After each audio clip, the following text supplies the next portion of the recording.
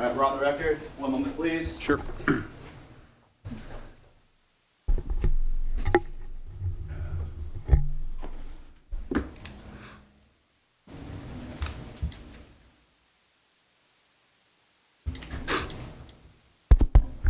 We're ready.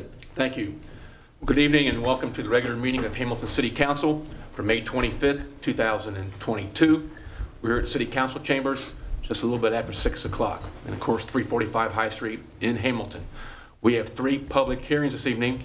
One involves zoning and a preliminary plan development for Basin High School, one involving tobacco, nicotine, and vaping sales zoning, as well as involving an agricultural district.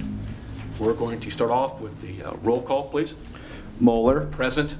Pullman. Present. Fear. Present. Vaughn. Present. Ryan. Here. Nab. Lauer. Present. We have a quorum tonight, Mr. Mayor. Thank you. My understanding that Mr. Nab is trying to become joining us virtually at some point in time. That's correct. Okay. Will you please let us know when that is all set up so we can make that for the record? Absolutely. Great. Okay. How about starting off with a motion to allow and acknowledge that Tim Nab will be with us by virtual means at some point in time during this evening? So moved. Second. Motion by Councilmember Fear, second by Councilmember Pullman. All in favor, please say aye. Aye. Aye. Opposed, same sign. Hearing none, that motion is carried. We're going to start off with offering a prayer by Councilmember Eric Pullman, followed by the Pledge of Allegiance. Please stand if you are able. Heavenly Father, we come to you today asking for guidance, wisdom, and support as we begin this meeting. Help us engage in meaningful discussion. Allow us to grow closer as a group and nurture the bonds of community. We ask that you watch over our police and fire departments, protect them, and keep them safe from weapons of hate. Also tonight, I would like to ask everyone to take a moment of silence for the victims in the Texas school shooting.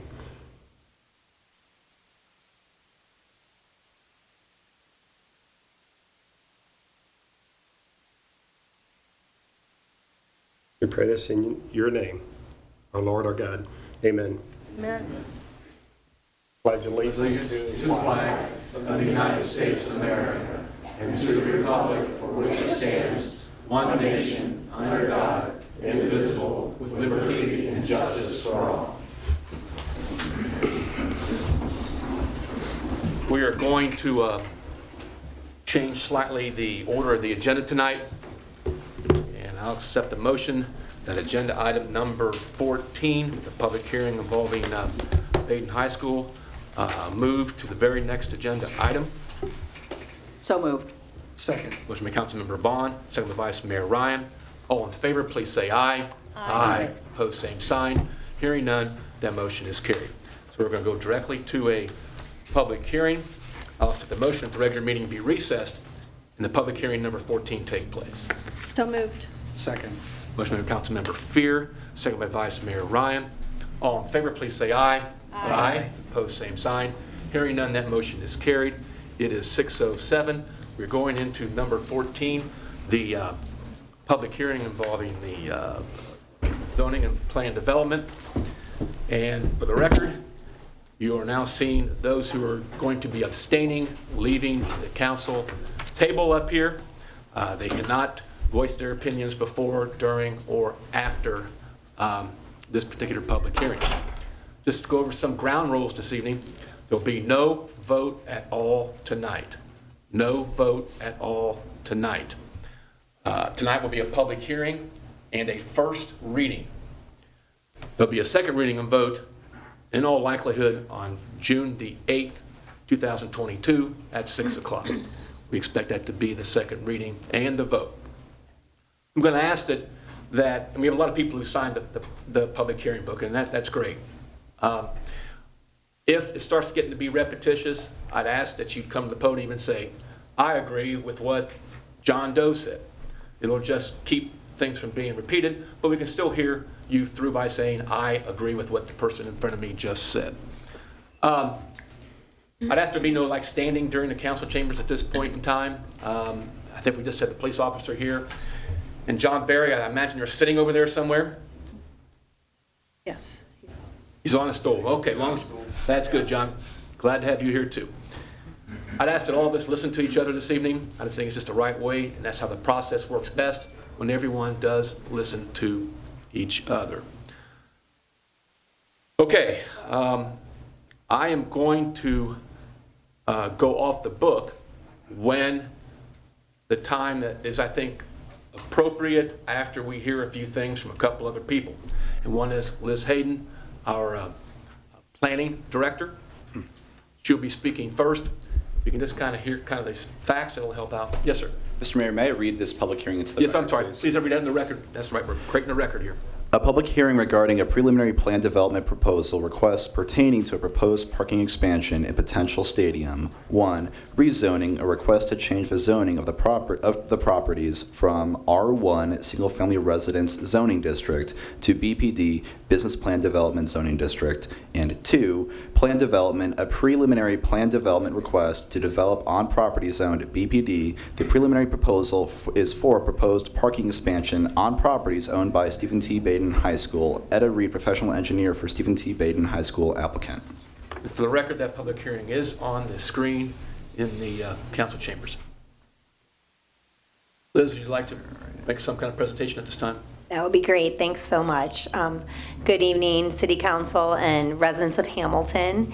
My name is Liz Hayden, and I'm the Planning Director for the City of Hamilton. And I have a short presentation. I wanted to go over a couple things that may be repetitive for some people who have seen the presentation at Planning Commission and Caucus, but just for new people, wanted to hit some high points and then also make a couple new points that based on questions and concerns that we've gotten in the recent week or two. So the proposal is a rezoning to business plan development for the Baden site and also a preliminary plan development to develop on their property. So one thing I got was a question about, if why it needs to be rezoned. And I wanted to note that it really does not need to be rezoned. To propose the things that they are proposing on their site is actually something that they could propose under their current zoning. It would be a conditional use, but after discussing with Baden, planning staff recommended moving forward with a business plan development zoning because that's where plan development zoning is very common for large acre sites, and it also allows for more community input. There's a preliminary plan, and then there's a whole nother public hearing for a final plan. So there's 2 rounds of public hearing rather than a conditional use, which is 1 round. That works for more community input for a project like this, but it also works for the applicant because they can then provide a preliminary plan and then come back with more detail at a later time. So there's kind of that give and take. So I wanted to make clear that they don't have to rezone to be able to propose what they're proposing. Give it a try again. It's fine. Every time. Okay. This is a rendering of what a close-up of what that Baden has provided in their application about what they are looking at doing. This especially is conceptual and it doesn't go all the way to the property lines, but it essentially shows that they're proposing a stadium, a practice field, and expanded parking areas. Next slide, please. Some common questions we've gotten are about fencing. So I wanted to show highlight some information, some general highlights, which is activity 7 days a week, Friday and Saturday up to 10:30 p.m. And that they're proposing, if you can see the black line, that's proposed as a 6-foot privacy fence, and then they're proposing a 6-foot chain link fence in red around the stadium. So it's just an attempt to make sure people aren't cutting through to get to the stadium and kind of routing them to the ways that they want people to enter, because there has been some questions and concerns about cutting through people's properties to get to the stadium. And then noted again, Baden has asked for flexibility, that not only Baden you'd be able to use the site, but that other entities could use the stadium as well. So this is something that we discussed at the caucus meeting for city council, but was not discussed at the planning commission meeting. So I wanted to reiterate that the plans have changed since the planning commission meeting, that they're no longer proposing to create an access onto Jordan Lane. And also, my understanding is that Baden has purchased the property that's got a square around it in red, so that there won't be a property that's enclosed by parking either. And finally, that again, with the preliminary and final plan proposal, the traffic details aren't fine-tuned in this proposal, and that one of the requirements to come back for a final plan would be that a traffic impact study would be required, and there might be more changes that would be required to make sure that traffic is addressed appropriately with this proposal. So just reiterating, the final plan, development plan, so this process for the preliminary plan is expected to go on and have one more round of review, which is the city council meeting on June 8th at 6 p.m., which is another opportunity for people to sign up for audience of citizens. It's not the public hearing, but another opportunity there for those that are interested. But then again, later on at an unknown time for planning staff at least, Baden would need to come back and submit for a final plan development proposal. And then this would be, neighbors within 500 feet would get a letter again and invite them through that process, and that would have more detail. And then I know there's a lot of other questions that have been brought up throughout the process, and what I did after the caucus meeting was touch base with the applicant and ask them to make sure that they listened to this last council meeting and be prepared tonight with a presentation and to address those questions and concerns. So I have not attempted to do that in my presentation, and I'm gonna let them do that in their presentation. Okay. Does anyone have any questions for me? Thank you. I believe next speaking will be Etta Reed, is that correct? With Brian? Okay. Why don't you introduce yourself? Brian Pendergast, the principal at Baden High School. I do appreciate getting moved up in the agenda. We have baccalaureate tonight over at St. Julia's that I need to get to here in a few minutes. So I appreciate the opportunity to speak tonight. Good evening, and thank you for letting us be here this evening. Baden High School has been a vital part of this community for over 50 years. We are proud to be the only Catholic high school in Butler County, and proud of our partnership with the City of Hamilton. About 10 years ago, we did a feasibility study, including a campus master plan. As part of this process, we identified several campus improvements that we presented to the Baden community. These improvements included additional parking, a student development center, an updated chapel, and an athletic complex. At that time, the Student Development Center was deemed to be the top priority and was built and completed in August of 2020.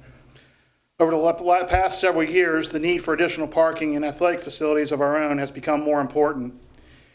We have seen an increase in enrollment over the last 12 years, going from 445 students to 620 students. Our current and incoming freshman classes are the largest we've had in 16 years. The incoming freshman class will have 193 students in it.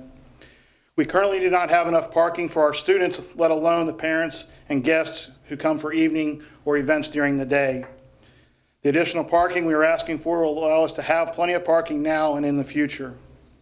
As for the athletic complex, there are several reasons why this has become necessary at this point. First and foremost, the safety of our students. The current practice field that our football team uses is not safe. Some of the areas have large rocks in the ground, others have large sinkholes that we aren't sure where they're at until they happen, and it can cause injuries to players that are unnecessary. We also are unable to maintain grass on those fields even though we had a watering system put in. Our boys and girls soccer teams and our track team have to travel to off campus for their practices. This has led to a few car accidents over the years, and it's put a burden on our parents of our younger players who have to find rides from Baden to their other practice facilities. Having our own complex would allow all of these teams to practice on campus in a safe environment. The next reason it's become a necessity is for scheduling.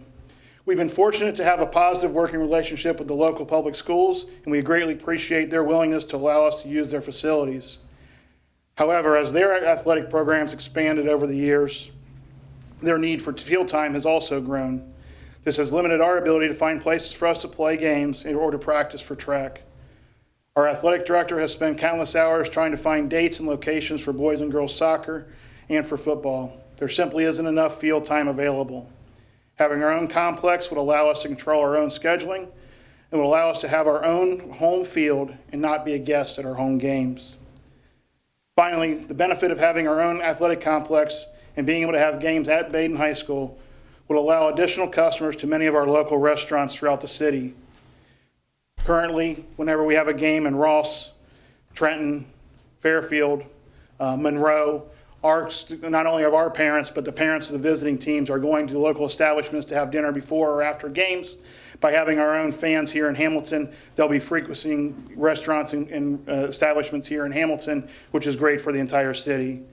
We want to be good neighbors with the nearby residents and are willing to work with them to make this a positive part of our campus and our local community. We've already adjusted a few of our plans, and we did so willingly after hearing their feedback. We're asking for you to approve our request for rezoning so we can move forward with the additional parking in the athletic complex. Tonight, as part of our presentation, Ms. Etta Rita will be presenting along with Jeffrey Sackenheim, and then Lori Brown as part of our school board. Thank you very much.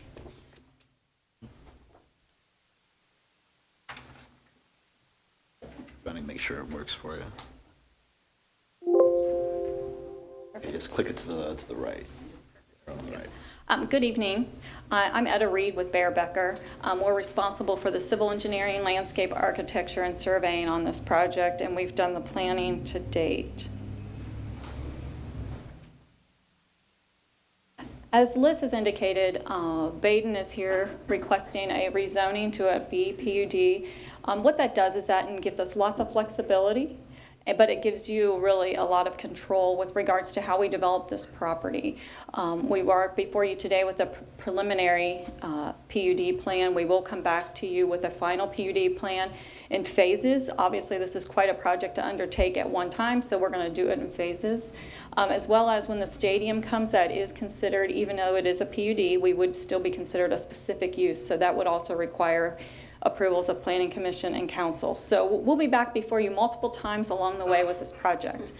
This is a 26-acre piece of property. We did acquire the parcel in yellow, which is the remaining parcel there on New London Road. That is not part of this application today because we've purchased it since we've submitted, but that's only about 0.38 acres.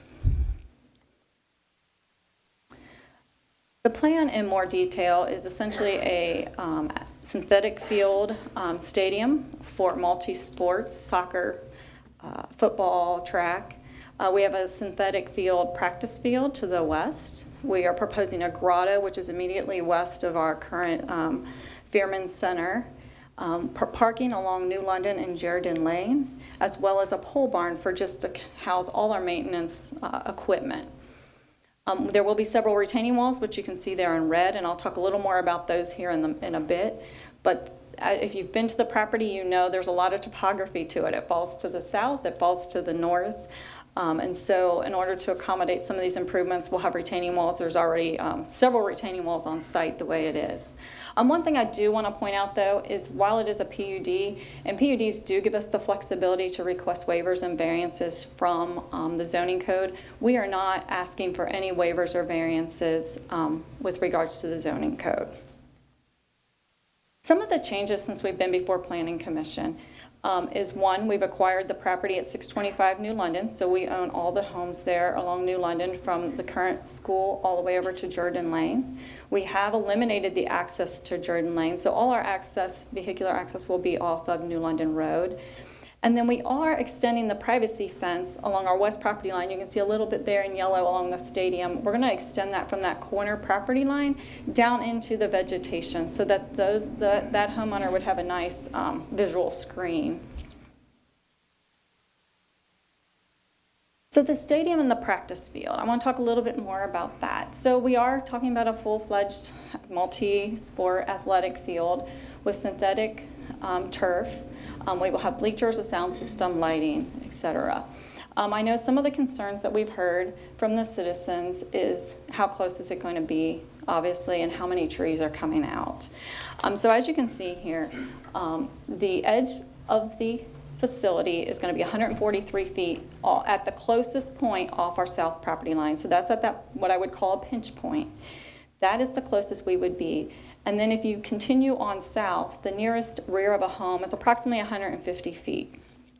So that's 293 feet from the edge of the facility to the nearest home. But here it tells more of a picture. So the previous picture was more of a bird's eye view, a flat visual. This kind of gives you a feel of what the elevation's like, what we're talking about. So if you've ever been to the campus, you'll know that the hill, as we call it, is where the football team practices now. That is where the stadium is going. In order to accommodate the stadium, we are going to have to lower that. We're going to lower that about 8 feet. But as you can see, even lowering it 8 feet, there's still a significant elevation difference from the stadium to our rear property line. So we have about 42.5 feet from the proposed stadium to the property line elevation-wise. And then if you continue on south, another 150 feet to the rear of the existing homes along Columbia, it goes up about another 26 feet. So in essence, at the rear of the home, the nearest home there at the pinch point, the difference in elevation from the rear of the home to the elevation of the stadium field would be approximately 16 feet. Now this is all very preliminary. We still have full engineering to do, but based upon preliminary engineering, that's what we're seeing, an elevation difference of 16 feet. So I know the question's been asked, how are you going to make that happen? And there's been word out we're going to have a 42-foot tall retaining wall, things of that sort. No, we are not. We are going to have about a 5-foot retaining wall. So as you can see, we have the field, we have a slight retaining wall, then we're going to go down at probably like a 3-to-1, which means for every 3 feet horizontal, we're going to go down 1 foot vertical, and we're going to continue down the slope. We will not get into the existing drainage way. We are going to preserve that, and then preserve about anywhere at the pinch point here, 80 to 100 feet of the existing vegetation. Now, again, all of this is that's what we're committing to, is 80 to 100 feet. We're going to do our best to preserve more, but at the pinch point, we're looking at 80 to 100 feet. And then, obviously, then we will not be onto the properties to the south. The existing vegetation out there today, that is located approximately, let's see here, 157 feet from the end zone. So essentially, where the retaining wall is where the vegetation is today. That's where it starts. So the only vegetation we're going to remove is what's necessary to construct the retaining wall and just tie our slopes in as quick as possible.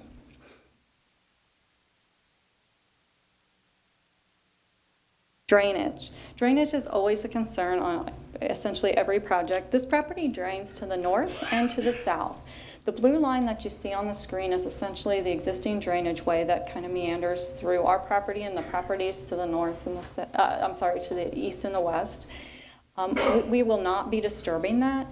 We will be providing, though, detention and water quality. The existing campus does not have either of those. There's no detention or water quality. So talking with city staff and the city engineering department, we will be required to provide detention and water quality for the entire campus, even though we're not obviously reconstructing the entire campus. So that is good news for the people downstream. It's a lot of work for us. It's a lot of extra detention, but we're good with that.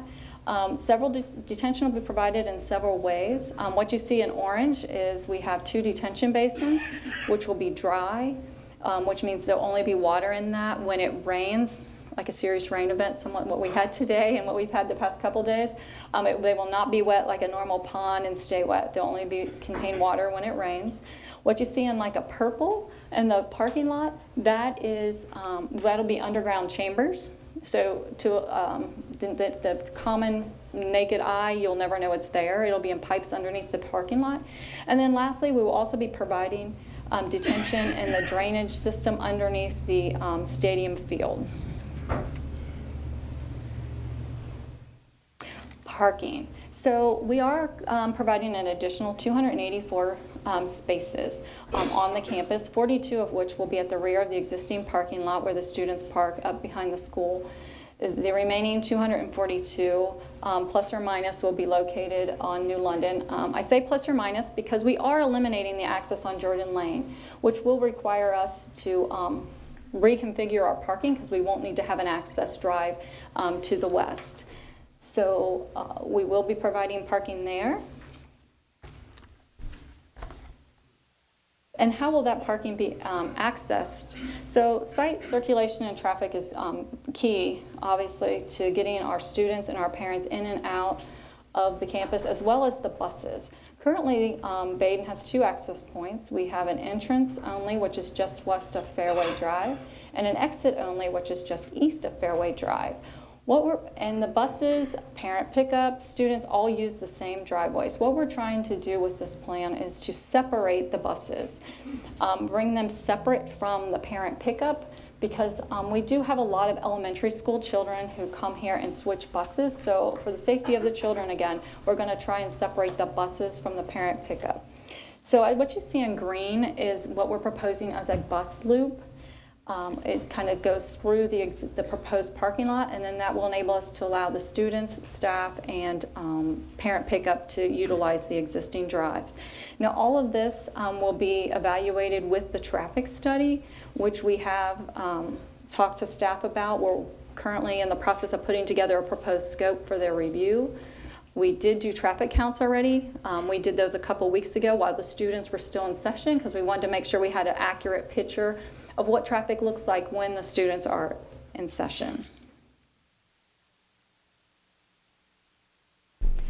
I believe later on your agenda you do have an item regarding improvements on New London at Fairway Drive. And so just for those of you that were not at Planning Commission, the city has prepared plans for a left turn lane on New London into Fairway Drive, as well as some pedestrian improvements. The pedestrian improvements consist of enhanced crosswalks, which are improved markings, as well as what we call rapid flashing beacons. So it'll essentially have a push button, so that when a pedestrian wants to cross, there'll be the signs with the flashing lights so that it'll catch a driver's eye and so that they will slow down and make it safe for the pedestrians to cross. It's my understanding that plans are done, the right-of-way's been acquired, we just need to obtain funding. So that will be taken into consideration when we do the traffic study, and then if there's any other improvements as a result of the traffic study, we understand that that is our responsibility to take care of those. Landscaping. I made a slight modification to the landscape plan due to the fact that the Jordan Lane access is going to be removed. We will be providing a landscape buffer all along our frontage on Jordan, as well as we'll provide some landscaping around the existing home. Even though the existing home on New London will be ours and part of our campus, we'll still provide some nice landscaping around that, as well as a buffer along New London and then the property to the west. And then fencing. I know there's a number of the neighbors are very concerned about some of our guests and students jumping the fences, walking through their properties when they're coming to see events. So we are proposing what you see in red there along our west property line. That is a 6-foot tall vinyl privacy fence. That will provide not only a buffer so that individuals won't walk through deter them from walking through the property, but also would provide a nice visual screen. And then also for the stadium itself that you see outlined in blue, that is a 6-foot tall black vinyl coated chain link fence. Again, just to kind of contain our guests so that we want to be a good neighbor and that they don't impose on the adjoiners. And so at this time, I'm going to turn it over to Jeffrey Sackenheim with SHP so that he can talk a little bit more about the stadium and the architecture there.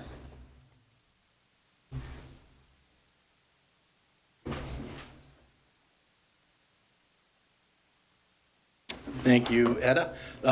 Good evening. My name is Jeffrey Sackenheim with SHP. We're responsible for the architectural design, and my firm has created the renderings that we shared at the previous hearing and that I'll go through hopefully pretty efficiently this evening. This is the similar aerial view, which hopefully everyone is familiar with, but just to help orient, to the right of the screen is the original Baden High School, which my firm was fortunate enough to design back in 1964. Immediately behind that is the Fearman Family Athletic Center, which we also played a role in, and then most recently the Student Development Center that links those two buildings. As you've heard described, the plan includes predominantly an athletic facility that has a series of home bleachers to the top of the page, visitor bleachers to the bottom of the page. To the right of the visitor bleachers, you can see the little green bars that are oriented vertically. That would be a concession and restroom facility. The main entry into the complex would be beneath those green bars. That's a roof element that you'll see in a later slide here. And then as Ed also described, there would be potentially a synthetic practice field to the very top of the page and a potential pole barn to house some of that outdoor equipment, which shows up right here. This is a little bit of a bird's eye view as you would approach that main entry piece. And so from an architectural perspective, we took design cues from the original 1965 building. So the same brick material, the tan brick with similar detailing that you see on the building, where there are some courses that project with some then brown brick in between that. Hopefully you would recognize the green gabled elements that signify that main entry. So you have restrooms and concession to kind of right and left, and another point of security that would occur below those green elements there, that roof element. And then a bit of an entry plaza that would help accommodate getting people up and out of the parking lot as they might be waiting to get into the stadium, or if they need to purchase a ticket prior to entry. A view kind of from that plaza, got a little washed out, I apologize for that. There are some placeholders for some thoughts on signage. We know that that's a whole nother process that we would ultimately have to go to, but certainly we would want to be able to indicate where somebody could purchase tickets, which you can see on these little awnings that would be above potential ticket windows that would flank that entry to the right or to the left. This is a view, obviously, from the 50-yard line, looking back towards the home section of bleachers. Again, as kind of a placeholder. It's quite common on athletic facilities these days, particularly on the bleacher systems, that you screen the structure, make it a little bit more attractive. So where you see a piece of the Baden fight song along there, that would be a windscreen type material to help hide all of the steel members that would be supporting the bleachers. A couple more comments just on materiality here on this building. This is a pretty straightforward elevation view looking at the concession restroom building again, with that entry piece right through the middle. Again, single-story building, about 15 feet tall, predominantly brick. Again, the green rectangles with the little silver border around them are at this point only placeholders, potentially for donor recognition or to recognize athletic teams that may have won state championships or conference championships. We imagine that there would be some landscaping and trees up on this plaza as well.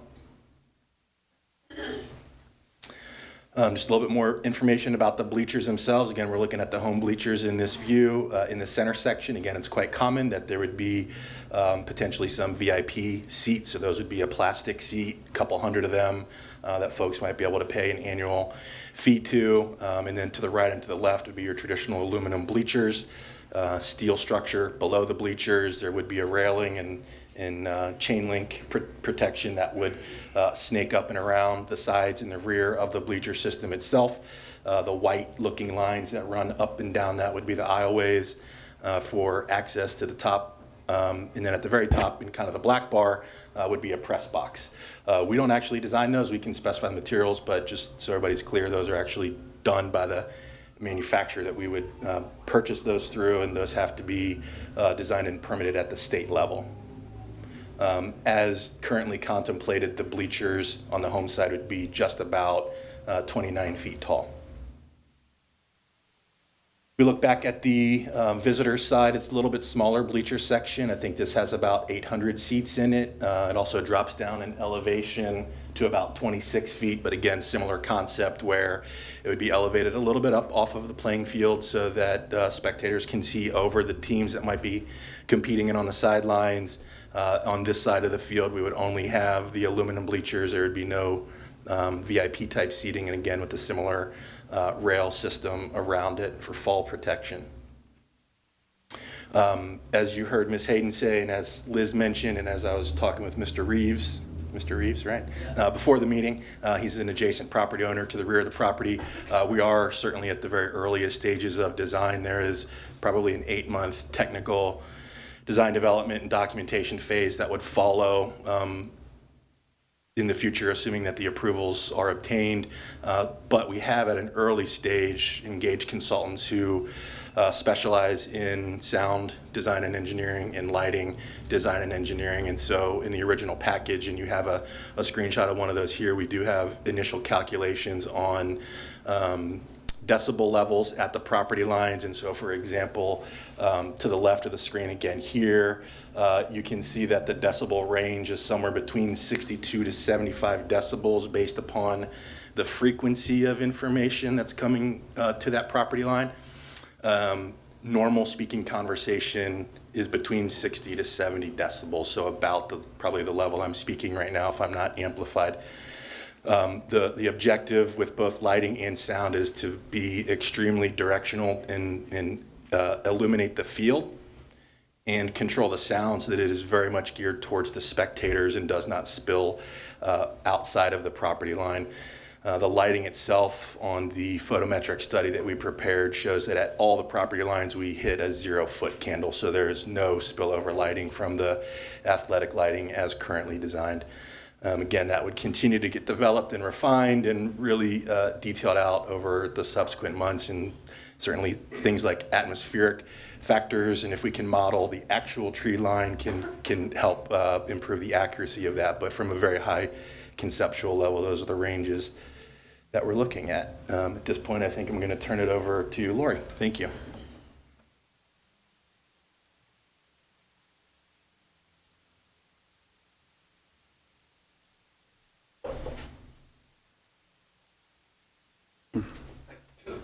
Good evening. My name is Lori Brown, and I have served on the Basin School Board for the past 4 years. I would like to thank the council and the City of Hamilton for this opportunity to enhance the safety and student experience at our school. While Basin's board is incredibly enthusiastic and supportive of this project, we have also taken a considerable amount of time discussing options for the project, how to be a good steward of our school's resources, and how to be considerate neighbors to our community. We respectfully ask your consideration for this request for the following reasons. 1, community. Team sports and sporting events provide our community with a sense of pride and school spirit. Hosting our own events on our own facilities will bring unity to our school community. I know this is something that Basin students, staff, faculty, and alumni have dreamt about for years. Holding our home events in another school's facilities has never been ideal and has detracted from Basin's sense of community since the school's beginning. 2, safety. Currently, several groups of students have to travel daily to different locations for practice, and our current practice field on site provides substandard circumstances for our athletes. This project will help our athletes to remain safely on property more than they currently are. 3, scheduling. As I mentioned above, while holding home events at another school's facilities has never been ideal, it has become more and more unrealistic. Cost, availability, and COVID have made finding locations for our school's events more and more difficult. This inconsistency hurts our athletic program as a whole, which in turn hurts our school. In addition, holding events outside of Hamilton, which is typically what we're forced to do, as Brian was saying earlier, only draws visitors and consumers away from the city of Hamilton. We would much rather host our events and draw our business into our wonderful city rather than away. Lastly, growth. I am extremely proud of the growth and progress Basin High School has shown in the last 10 years. The administration, staff, students, board, parents, alumni, and community have worked tirelessly to get Basin High School where it is today. We have never been more poised and ready for this challenge. We are committed to its success. My daughters are third-generation Baden Rams, fourth generation if you count Hamilton Catholic. So I have seen firsthand what this project means to the Baden community as well as the city of Hamilton. I appreciate your time, and on behalf of the Baden School Board, we humbly ask for your support for this exciting project. Thank you. Did council have any kind of questions for Etta Reed, Jeffrey Sackenheim, or Lori Brown? I do not. Okay. Was there anything else from the Baden side as far as technical type of issues to bring forward before we have the rest of the community speak? Okay, I guess there is nothing. Okay. All right, I'm just going to go right down the list. If you got here first, first sign, first heard. Kathy Klink. Everybody please state their name clearly and their address, and then discuss. Good evening. I'm Kathy Klink. I live on Elmwood Road, a few blocks away from Baden High School, and I'm here to support Baden's proposal. I'm also chair of 17 Strong, which is a community initiative so that we can have the safest, the cleanest, and the most engaged neighborhoods.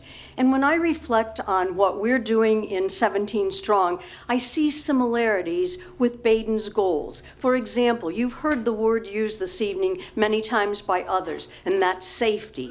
Safety of students who are participating in outside activities. Another goal is an enhanced campus to provide a home field. And yet another goal, continued growth for Baden High School. As our city moves forward, with increased economic development, additional amenities for residents and visitors, and stronger neighborhoods, in my opinion, Baden's proposal is another part of Hamilton's success. And finally, I just wanted to mention, because I've heard also comments about traffic and noise and lights on the field. I was Lakota School District Superintendent when we built Lakota East and Lakota West in 1997. We heard the very same concerns. They're typical concerns. There are questions that must be asked about those specific topics. And I would suggest, just as Lakota East and West engaged neighbors, because there are subdivisions around both high schools, that's what Baden will do as well. And we will see a successful venture. Thank you. Thank you. Next, we have Rebecca Williams. Again, give us your name and your address, as this is all being made part of the record. Certainly. I'm Rebecca Williams. I'm at 925 Columbia Road. And now for something completely different, okay? First off, I just wanted to say that my husband Dale here, born and raised in Hamilton, 36 years at the Champion Mill, and a prior member of the Butler County Board of Health. For me, I am a 30-plus year resident, and for the last 15 years, I have served as an appointed member of the City of Hamilton Board of Health Advisory Committee. Hi, Pat. Also, I want you to realize that we are very committed to the enhancement of our community. We support the revitalization of High and Main Street, the reclaiming and renovation of Spooky Nook and the Champion Mill. In fact, we celebrated that last Thursday at the Play Ball Gala. So we're not Luddites. However, we do live at 925, and I appreciate all of the information that the individuals from Baden have provided, but I still have some concerns. We moved to Columbia Road approximately 20 years ago, and the reason we moved there is we were finding what we wanted to be our forever home. We wanted a place that, we chose it specifically for peace, quiet, privacy, and when you're on our back patio, we feel like we are in our own little nature preserve, and that is something that we cherish. The proposed Basin expansion Although I have to say there were some aspects that I heard tonight that helped me a little bit, but I'm still very concerned because I don't want this historically residential area and quiet, peaceful, and tranquil community to be threatened. Increased traffic, yes, that is a concern of mine because I travel New London every day now. I am a nurse at Butler and also at McCullough Hyde. So I'm on New London quite a bit, and the traffic is already horrendous, particularly during school hours. As far as the noise, honestly right now, without an expanded PA system, we hear the band. We hear announcers already. So I do have concerns about enhanced speaker systems and enhanced lighting.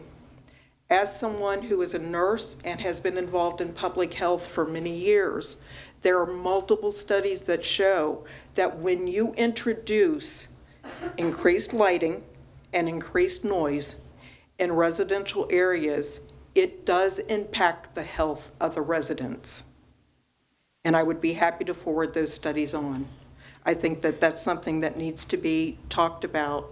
I'm concerned about the fact that this is proposed to be used on a daily basis. There's no real break. It's not like it's just the weekends. Every day for certain hours, you're going to have the lighting, the sound, and when I hear about the barrier fence, in my mind, 6 feet, I'm 5'2". That's not that much above me. And I don't hear any acoustical baffling with that. I still am very, very concerned about the noise. Also, I think we need to think about things not just from a local level, but also globally. Continuing to cut down mature wooded areas increases erosion. It can disrupt the water table. It eliminates habitat, and it stresses wildlife.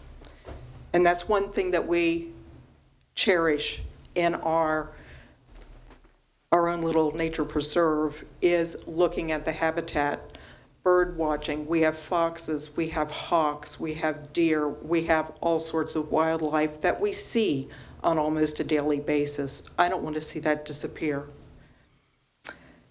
Remember that our planet breathes through trees, and as we continue to eliminate mature wooded areas, long-term, it's not in our best interest. Most people would attend these events, who are going to attend these events, won't be living next door. They're not going to experience the consequences and the impact on a daily basis. I also have a concern about potential loss of property value in that area. Having that big a complex pretty much in your backyard. National government, as we know, often doesn't work, but I'd like to think that on a local level, that communities working together can make a difference.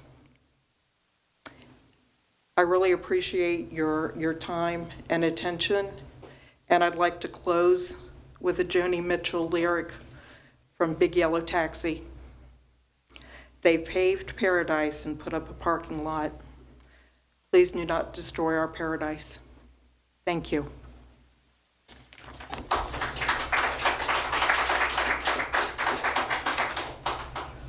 Next on the list, I see Nick Yorty.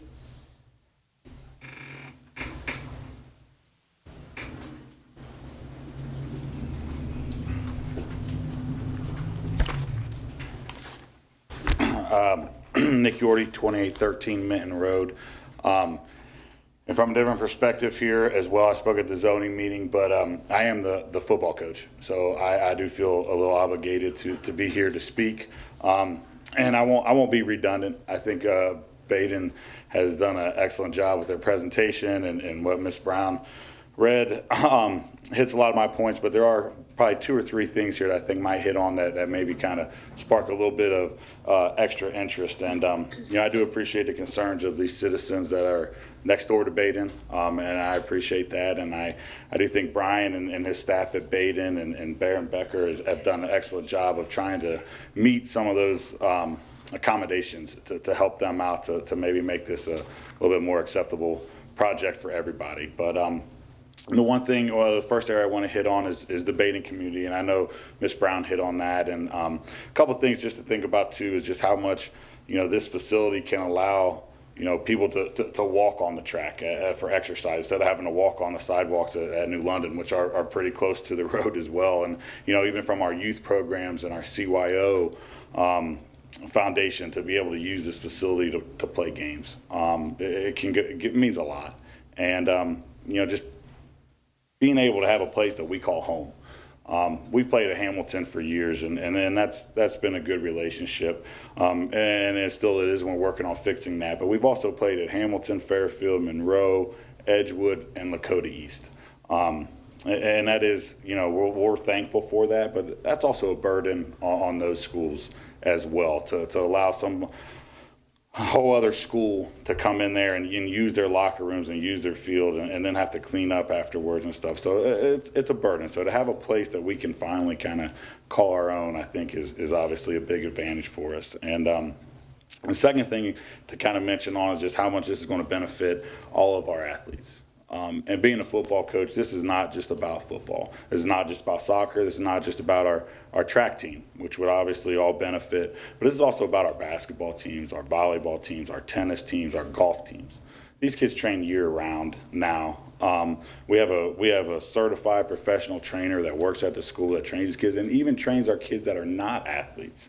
Kids that just want to go in and get exercise and work out and train have that opportunity. And right now, the thing that I think that really sticks out the most here is just the safety. And I know it is an issue, but from my standpoint of having to go up there and practice every day for the past 5 years, it is difficult. And we have put grass on it, we have put dirt on it, we've slit seeded it, we've put straw down, we've watered it. We've tried everything. And I don't know, it might be a curse against Coach Malone or something, but their grass will not grow in the middle of that field. I mean, a lot of people can probably attest to that. But the other thing I think Mr. Pendergast mentioned, it was the holes. There was a hole in our field that I stuck my arm in, and it was up past my elbow.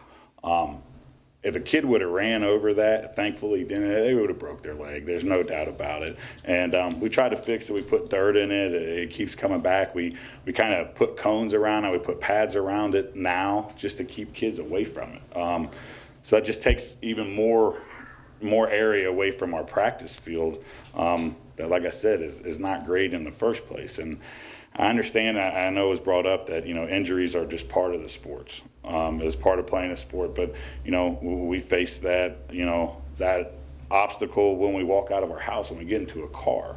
For our kids to go up and practice and have a great facility that they can use and we can eliminate some of these unnecessary injuries, I mean, that's going to continue to go to the safety and well-being of our students. And some of them, I think, like I said, when they're on a dirt field and they stump on the one clump of grass and they roll their ankle, that is an unnecessary injury that hopefully having a turf facility can prevent. And then the third thing is just, and I know everybody's hit on it, but I think the primary goal in Hamilton right now is growth. And I think we're doing an excellent job. I think you guys are doing an excellent job of that. But we want people to come to Hamilton. We want them to see what's happening on Main Street and that spooky nook and with our businesses and everybody that's coming here now. And I just think that having a facility like this and drawing more people to Hamilton is only going to enhance that. So I appreciate your time. And thank you, and I appreciate everything you're doing for the city right now. Thank you. Next, I see Ken Oberkorn.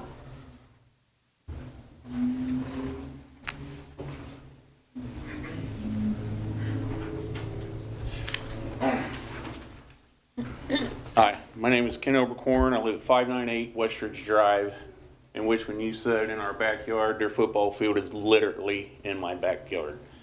we back each other. First, I want to thank you for allowing us to speak, giving us your time. With that being said, tonight, I have no problems with the parking lot. Pass it all you want. That's not an issue. My issue is the complex. Take your time on the complex. It's going to affect a lot of people, whether it be Baden getting it or not getting it, or, the surrounding communities. We as many Hamilton citizens were fortunate enough to purchase our homes for whatever reasons. Everybody picks their home for a certain reason. Our reason was our house sits on a quiet cul-de-sac with very little traffic, great for raising our kids. Beautiful views such as open fields, there's wooded lots, wildlife. I can see city lights off in the distance. Hell, I think I can see Kings Island's fireworks. Put in a field, what do I lose? I lose all of that. And also some of the best neighbors that I've met, in the last 14 years I've lived there, including Baden. I've not had any issues with Baden. I welcome any of you guys to come out, come sit on my deck, have a cold beverage at night. You work all week, you come home, you want to sit out there at night, drink a beer, drink a soda, whatever it may be. Now I'm going to have lights, I'm going to have a football field, I'm going to have a privacy fence, no wildlife, it's all going to be gone. That's a big thing. It's like you pick your house, okay, your neighbor sells. The new neighbors have a teenage son or daughter that want to start up a rock band in their garage. You're really going to be happy about that? I don't think so. It's almost the same thing. I understand their need for the field. I'm no sound engineer. I don't know what the decibels are down at River's Edge, but I can hear that at my house, and that's a good distance. So as stated before, any decibels put on any voices over there is just going to destroy any surrounding neighborhood. I can hear them practicing in my house as it is with the windows shut. So,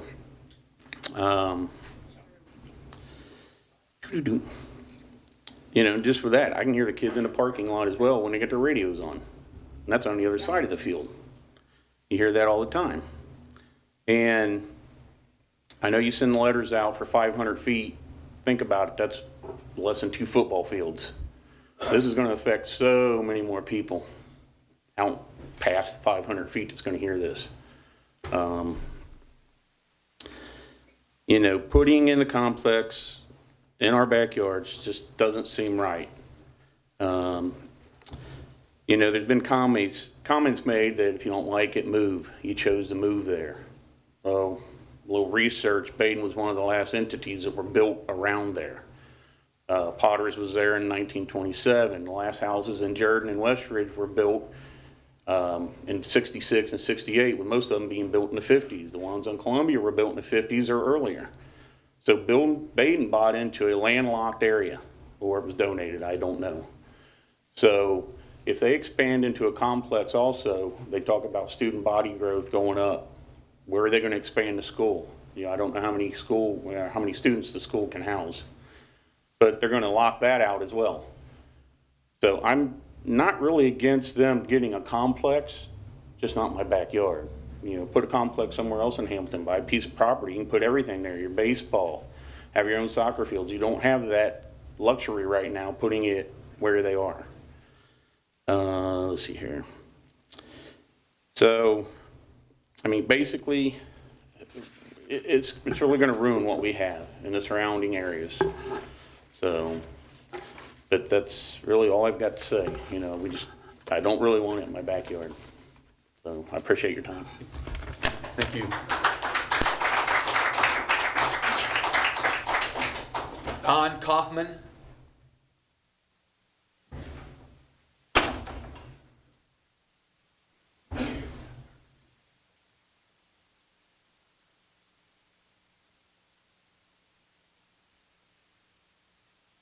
Don Kaufman, 587 Westridge. Live across the street from Ken Oberkorn. Since I'm not going to be redundant, I echo everything Ken said and Becky said. Done. But I do want to add something. Ken did bring up a point about we choose to where we live. And that was a comment made by somebody in one of the prior meetings. We choose to live by a school. We've lived there for 15 years. And when we moved there, that school had an 18-hole golf course on one side, acres of woods on the backside, and even a bird sanctuary, I think, at Miami University. We're in a cul-de-sac on the other side and condominiums on one side. So the school was pretty much bordered. We saw a big field back there, and it's like, well, nobody would have imagined at the time they could buy up woods, buy up a block of houses, put in a parking lot, do all these things. So it had been that way. It's been, 55 years now since that school's been there? And nobody's, it's been status quo all this time. Who would have thought after 40 years, now let's imagine this happening. So yeah, I echo those concerns, and I echo the concern of the light and the sound as well. I appreciate the fact they get a privacy fence going across the back of our property. That was that was great. That was one of my concerns as well, the privacy of our yard. But I do echo the light and sound concerns, and the traffic on the street. I definitely want to see that. Our streets are now very wide, and Ken's got a disabled son. Emergency vehicles access is a very big deal. I know that was part of the Jordan thing too. But this is going to bring increase and influx of traffic to the area, so I do want to make sure that's taken care of, or some kind of conditions are put in place so that it doesn't become an issue. Vehicles parked in the street where emergency vehicles cannot get through, or just overflow of traffic, just people parking there, either convenience or overflow. So I do want to make that, because you've got 2,650 seats, and you got, 650 parking spaces. So, if that was a full stadium, they got to go somewhere.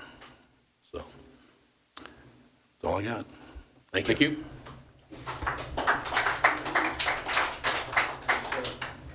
Frank Fearman.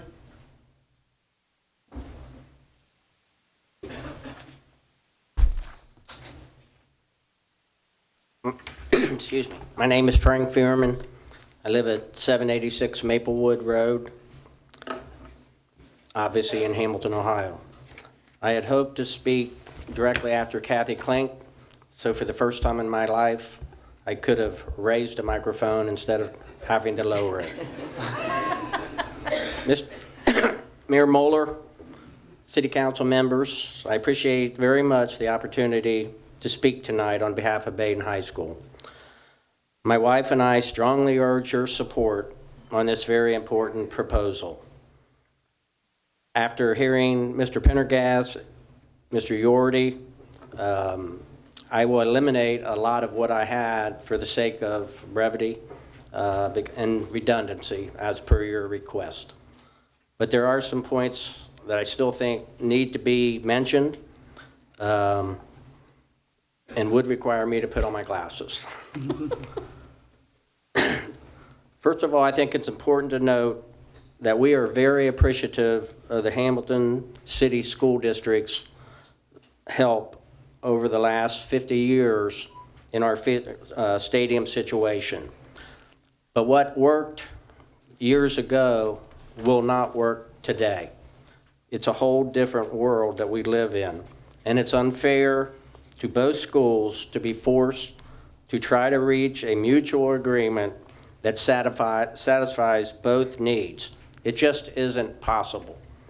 The shortage of field time at Hamilton High, as you have heard, has forced Baden to move scheduled events elsewhere, outside of the city of Hamilton.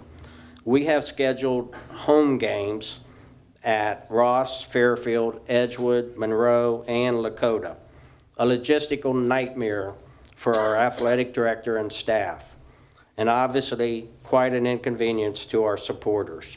We appreciate greatly all of these schools coming forth, but the fact is they are not Hamilton. We want our home games to be on our own Hamilton field.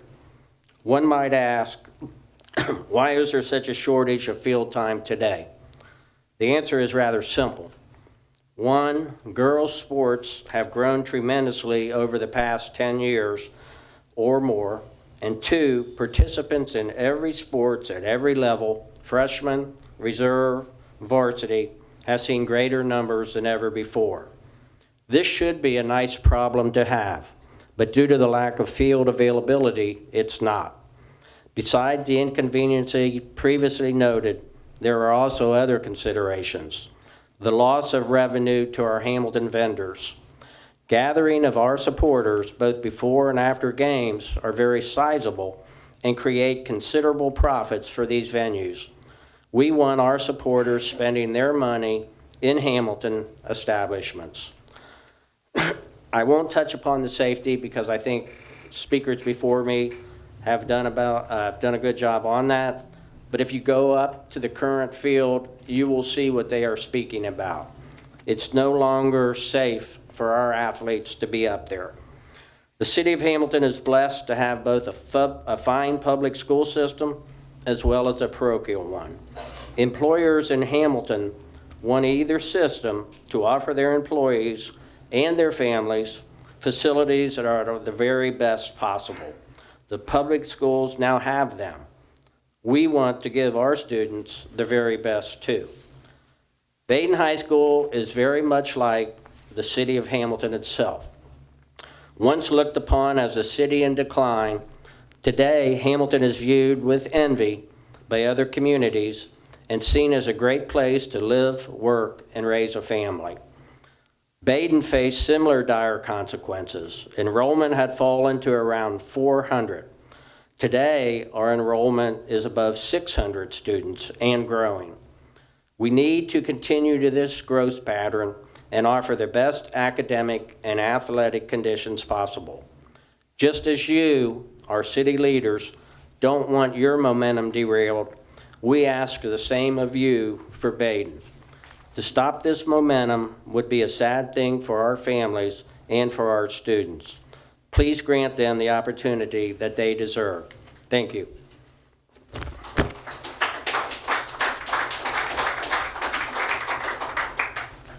I actually have Rick Adams next, but I'm not sure if it's about a Basin. No, it's not about Basin. You let them folks keep going. Okay, it's about water. We'll get to that. Okay, Jeff Boyle.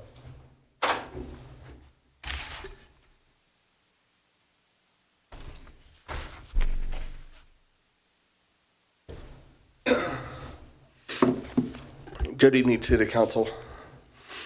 Jeff Boyle, 227 Heathwood Lane. So I'm going to approach this from a different angle. I don't want to reiterate a lot of what's been said here tonight. And I'm the one with some people made a comment about saying that, well, they moved next to the school. So that's me. So in '94, if you remember, City of Hamilton Schools moved their facilities from off-site to right behind Hamilton High School. In 2010, again, they moved some additional facilities and they expanded their facilities right next to Tapp Place, which is Hamilton High School, as everyone is aware. So clearly, Hamilton City Schools felt that there was a clear and obvious need to move facilities on site, or they wouldn't have spent millions of dollars of taxpayers' money to do so. So I don't know what their reasons were. I'm assuming they were similar to the same reasons that Basin has. I'm not going to touch on safety. That's been hit numerous times tonight. I will touch on the experience. The experience that these kids get at an on-site facility versus an off-site facility is completely different. Scheduling conflicts, they went over scheduling conflicts, so I'm not going to go over that a whole lot. So keep in mind that when all the neighbors around that property purchased their house, that Basin was there. And I'm not saying that to be rude. I'm going to prove a point with this. Clearly, living next to a school was not an issue for them, even knowing the possibility that could be developed in the future. So when you look at Hamilton's site next to Tapp Place, there are actually more houses that back up on Tapp Place to Hamilton than properties on Jerden or Westridge that back up to Basin.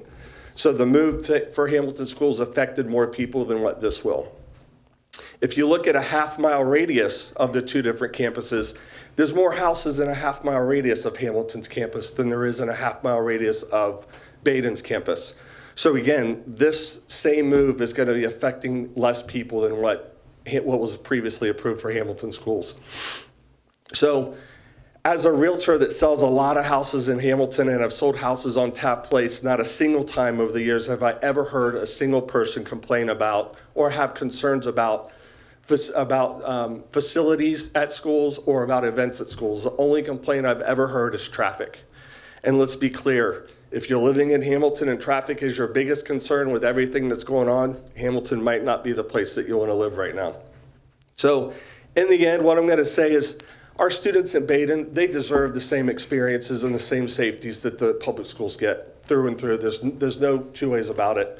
So that being said, I just want to thank you for taking a minute to listen, and thank you for taking a minute to consider our proposal for Baden. Thanks.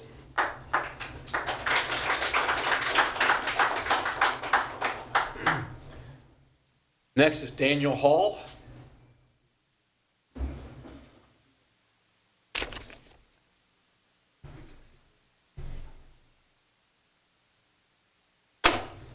Mr. Mayor, members of council, I'm Daniel Hall. I live at 792 Maplewood, Hamilton, Ohio. I am not a Luddite either, but I do share the concerns that have been expressed in regards to traffic congestion as well as traffic safety. Our neighborhood's currently in conversation with the city about the dangers that are posed by on New London, particularly between Baden and the Columbia Bridge. I think that's just going to simply get worse as a consequence of this. Obviously, light and sound. Although I'm not as close as many of my neighbors to the site, I can tell you in terms of sound, I don't understand what we heard because I hear everything as far away as I am. I mean, where I'm sitting, I can hear someone at Baden across the golf course. I can't imagine if there is an event like this happening. The other thing in regards to something I've heard now twice tonight, and that is that there's a history of doing this in the past. It happened in Hamilton and other locations. Well, that makes the assumption that it was the right decision then. We don't know that, right? So I'm surprised to hear that neighbors around Hamilton High or any other location has a stadium. I would bet if you went and asked them, they would say, no, I don't really enjoy Friday nights or Saturday nights when events go on, but that is the way it simply is. But it doesn't have to be that way at this site. On the other hand, Baden is obviously a really important asset to the city. Economic development is important, although I wouldn't approach this as an economic development project. To me, this is either Baden deserves to have its own site or not, right? But going forward, I would encourage council or the zoning commission to ask what Baden doesn't want to be asked, and that is to fully explore the alternatives. This may not be working with the Hamilton School District, but I've had a conversation with someone at another school district who said, wow, with this kind of investment, we could possibly have a project jointly that would make a lot of sense, that investment in our facility would make sense. So I think the one thing we could ask is that Baden do explore every possible alternative, although I understand that is contrary to one of their interests, which is to have their own site at the school. Thank you. Okay, thank you.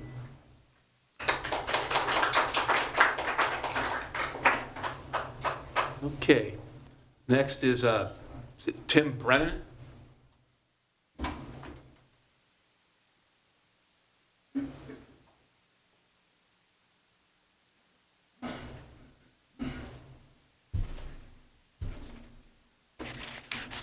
Good evening, my name's Tim Brennan. I live 2620 Bone Farm Road, Hamilton. I just wanted to address one concern tonight on some of the neighbors on the lighting. I've been on the planning committee for the stadium, and we've had a lot of experience, our company has. I've been a electrical contractor for 46 years, excuse me, and we have put in poles at the baseball field and the Little Pro football field, as well as a lot of outdoor parking and athletic facilities. I just want to reiterate the fact that Baden's going to take all the care they can to address what Jeff Sackenheim brought up about 0-foot candles at the lot lines. The technology that's out there right now is tremendous on the cutoff. People look at projects from 20 years ago and it jumps out at them. You look at projects today and they're completely different. So Musco is the leading company in the United States on athletic field lighting. They have a great website if any neighbors want to go on it. The University of Colorado has a field that extends a couple hundred feet above some subdivisions around it, and they had old technology lighting changed to Musco, and you'll see the comments that are made by them. So I just want to reiterate the fact that that's going to happen, hopefully, if this is approved, the care on the lighting is going to be tremendous to try not to light pollute the neighbors' properties. Thank you. Thank you. Shannon McHenry.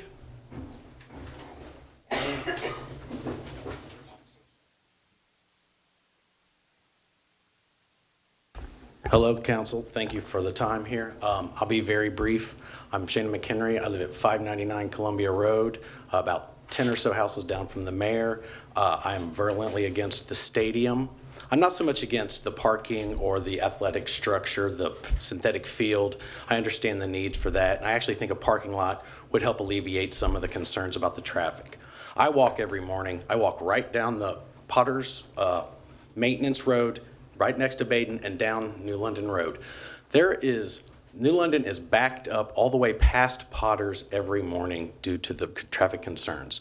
Now, if you're gonna add a football game in, and you have all this traffic that comes from northwestern Washington Boulevard, where it hits Elmwood, and you're gonna have traffic coming up New London Road, you're gonna have it coming out of Fairway. This little residential neighborhood is not built for all of this traffic. It was never set up to have this much people and this much activity come in. My main concern, however, is that this facility is going to be in use 7 days a week. So I am not going to be, when I come home from work, or if I work and I'm tired and want to go to bed at night, it's going to be the announcers coming across the golf course. This notion that this only going to be 70 decibels, it's going to be like a normal conversation we're having right now, is a joke. Because I live at 599 and I can hear the band loud, plain as day. Now, it's fine. They're not that loud. If I go in my house and shut my door, I can mostly not hear them. I have to have the window shut. But if you tell me you're going to put in announcing a stereo system, there's no way it's not going to negatively impact the neighborhood. So, and my other concern is the amount of traffic that's now going to be forced onto Columbia Road. Another gentleman spoke about how you're only going to have a finite amount of parking spaces, and yet you're going to have 2,600 seats for 2,600 or more, plus if you have standing room only. So a lot of these people are going to be looking to avoid the bottlenecks. The bottlenecks are going to be on New London Road. So the best way is to sneak down Hogan, shoot down Columbia, and hit onto 128. So you're now going to be forcing all of this traffic onto my road, which is not, and let me be even more blunt. My road is horrible for pedestrians.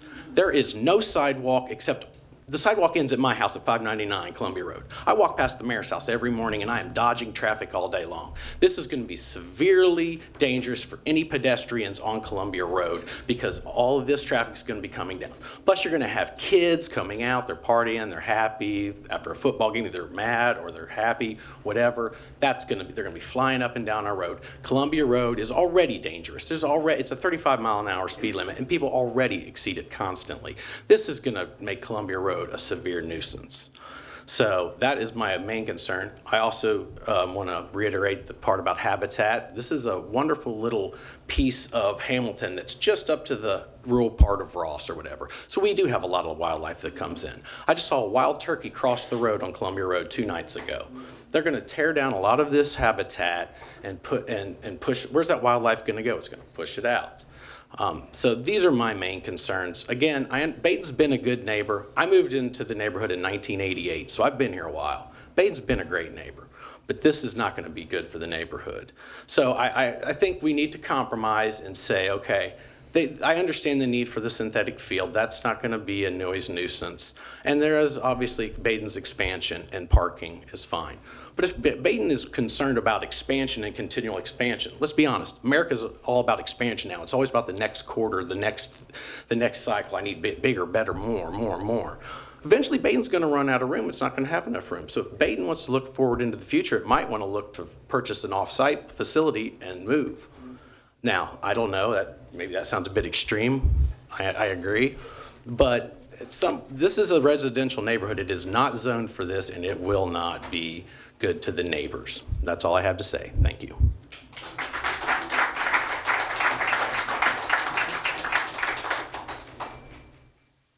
Van Miller.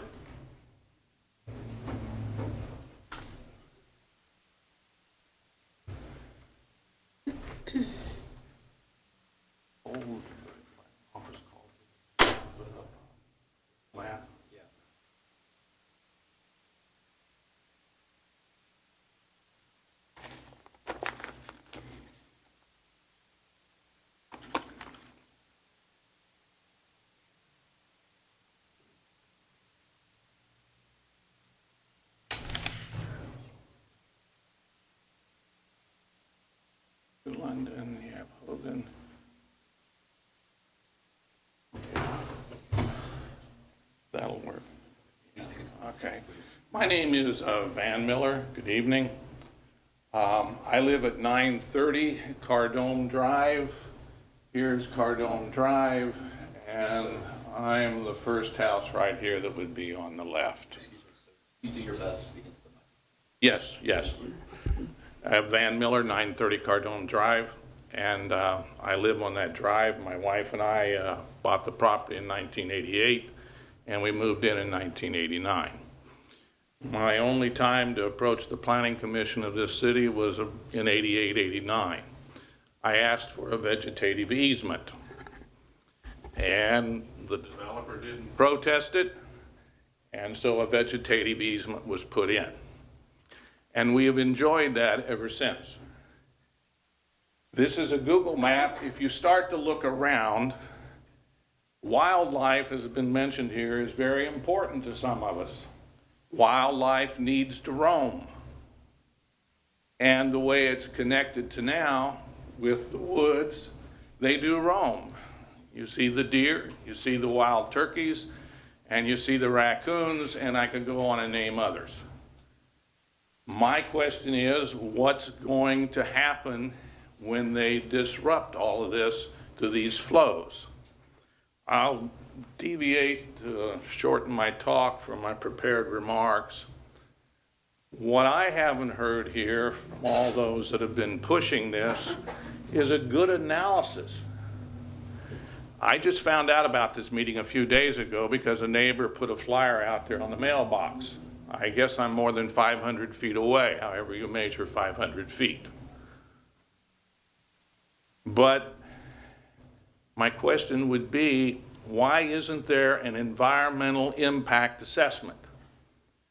Another thing that has not been mentioned here is why all of this spurt in Baden growth? Well, part of it is because of how the state changed the laws. If you're not pleased with Hamilton High, you can take your son or daughter to Baden and there will be a subsidy there. There is a transfer of funds.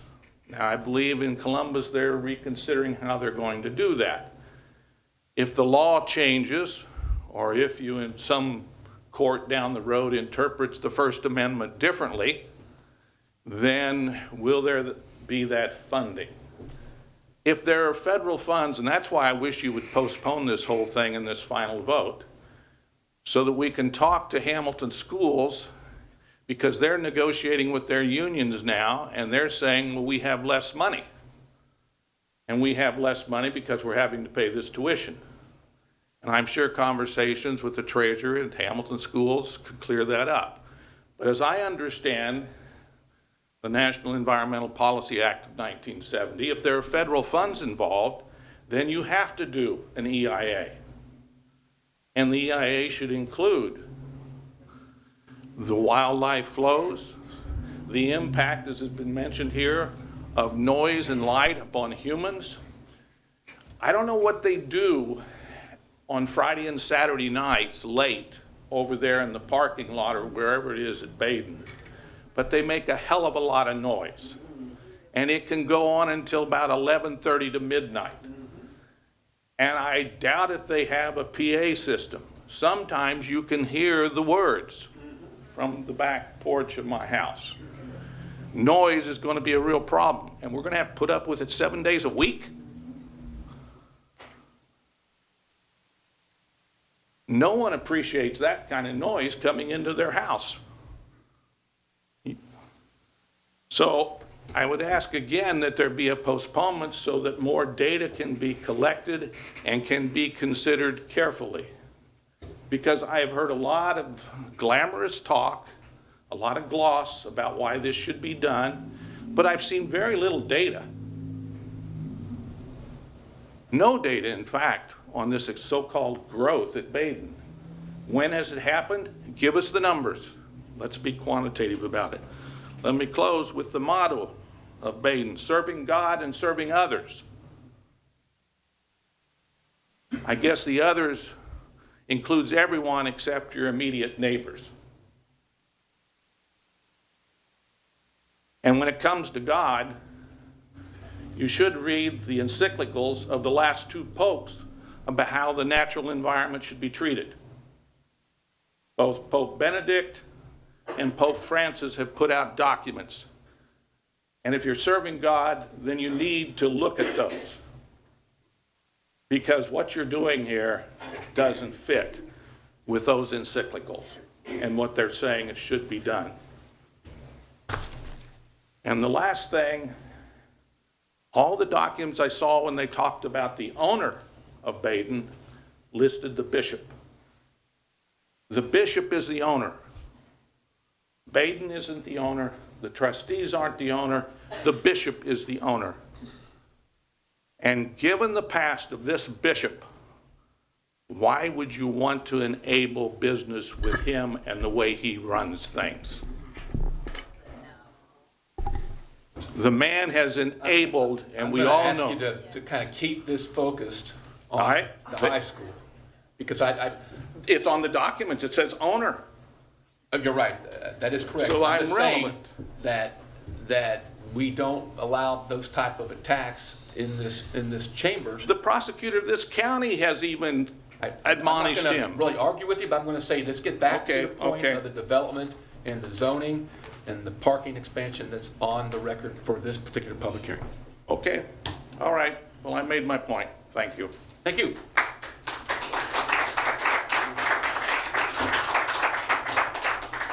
David Lapis.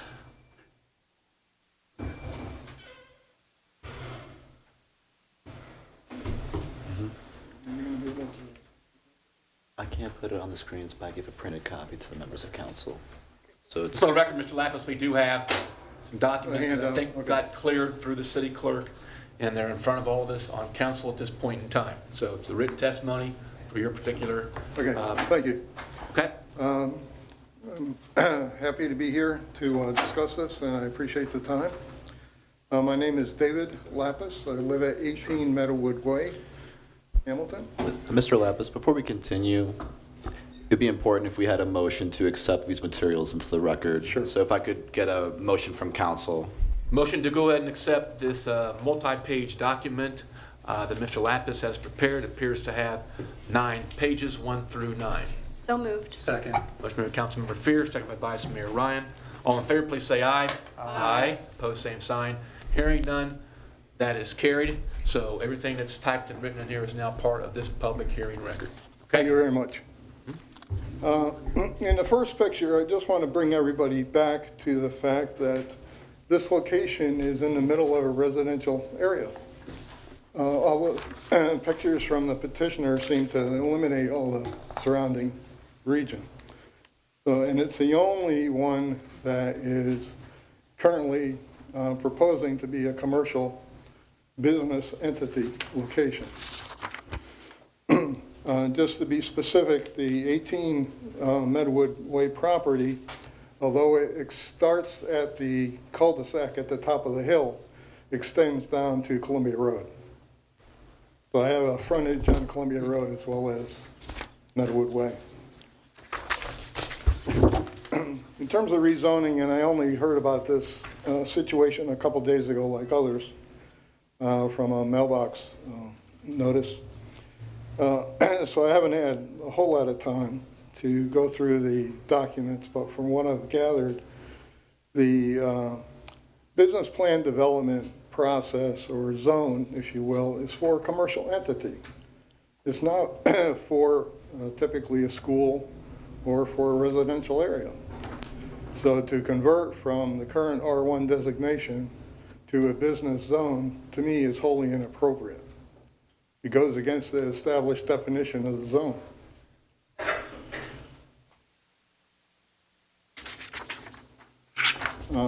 Another thing I haven't heard a whole lot about is the overall impact on infrastructure, meaning city services, what expenses the city has to go through to make this property acceptable if they do go ahead with these changes, such as traffic lights or what other infrastructure might be needed, changes in drainage, sewage, etc. Because if you're talking about bringing in several thousand people, and according to the petitioner, it could happen every day, although it probably wouldn't, but it could, because there's no limitation on that. Now, in terms of the sports stadium, I concur with others here about the noise, the lighting, et cetera. My background is in aerospace engineering with a specialty in acoustics.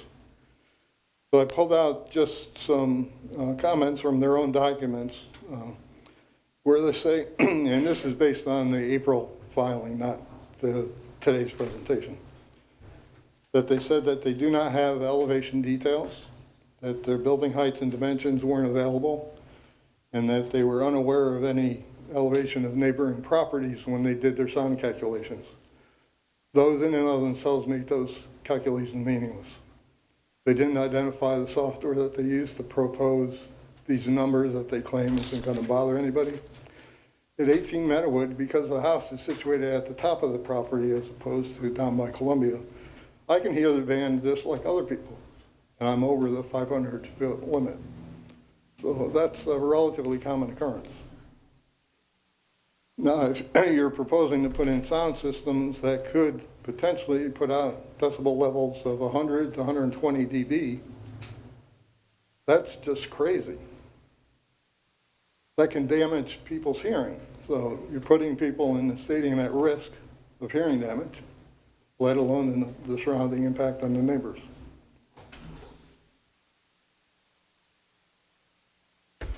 Now, the equipment that they listed, I had to dig it out, but it looks like that they're Danley Sound Lab equipment, although they're not obligated, I believe, to actually use that. But using the specs that were available at that time, their site even says themselves that it's very dangerous equipment, and if you use it too loudly, you can damage people's hearing. So I didn't see anything in the zoning application that would propose any kind of limits in that regard. I would concur with all the comments in terms of the green space tear down, the effect on the residential properties, traffic, et cetera.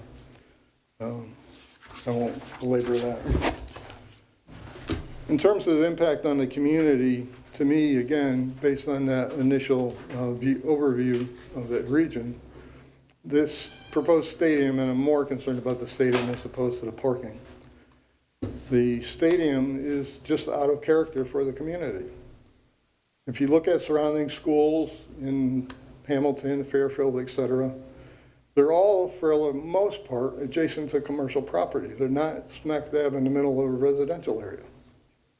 So to make an exception for them in that regard, for this one instance, I think is inappropriate.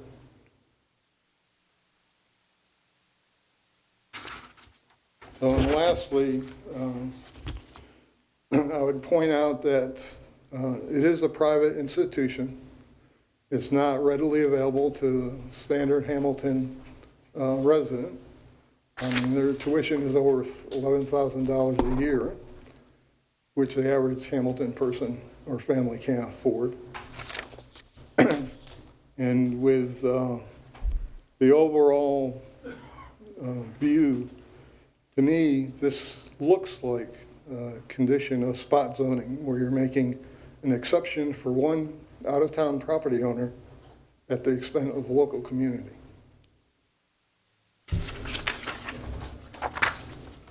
That's all I have. Thank you. Thank you.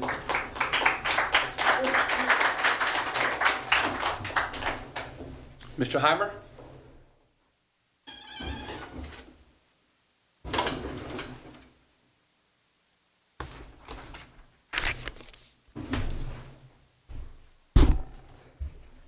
Good evening, council. My name is Italio Heimer. I live at 940 Columbia Road, and some of my predecessors have taken some of the wind out of my sails.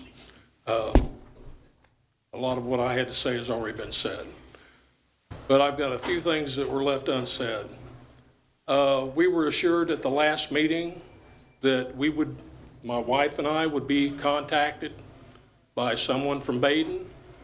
That did not happen. And as of tonight, it has not happened. We don't really appreciate being told that we're going to be contacted and then just left in the lurch. And I want to clarify some things. The lady here said, I would like to get the numbers that you said from the back of the field to our house on 940 Columbia was? From the back of from the end of the football field to the back of the home is 450 feet. 450 feet. Deducting, that's including all the way, what is it to our property? Okay, so the rear. What is it to our property The line? rear of your home to the rear of your property line is approximately 150 feet. Okay, so we've got 300 feet. And the number that we pulled out from the original meeting with the commission, we didn't just pull that 42-foot wall out of the air. That was the number that was given at that meeting. We wrote it down.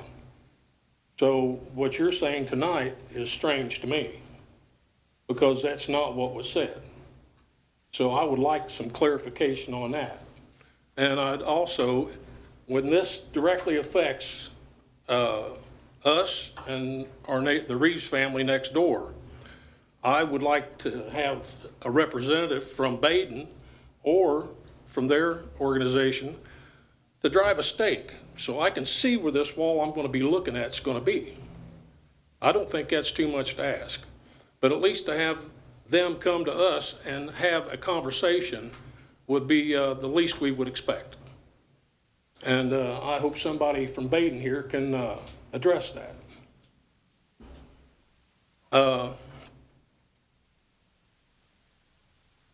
But me and the wife, we took a walk around the neighborhood in its entirety the other night. We walked down into Fairway Hills from Baden's front door down to Sarah's house, down to Miss Carruthers. Where do you think that overflow is going to be? I don't think Sarah's going to want that overflow in front of her house. As a matter of fact, I know she won't.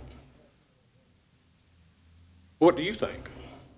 And where do you think from 650 parking spots, where do you think the rest of that 2,600 people is going to park at? It's going to flood our neighborhood, make our streets unsafe, as previous have said. We don't appreciate it. And I would like for council to answer me a question.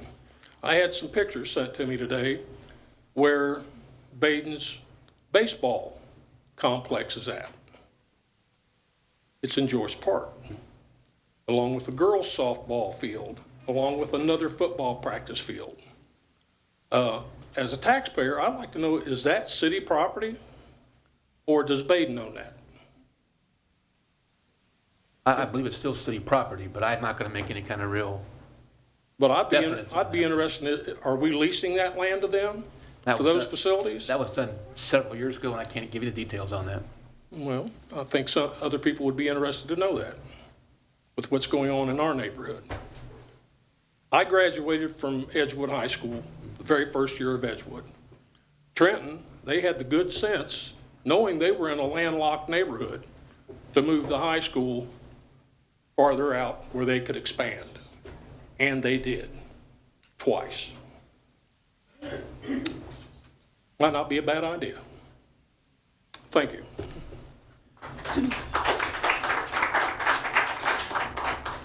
Debbie Heimer?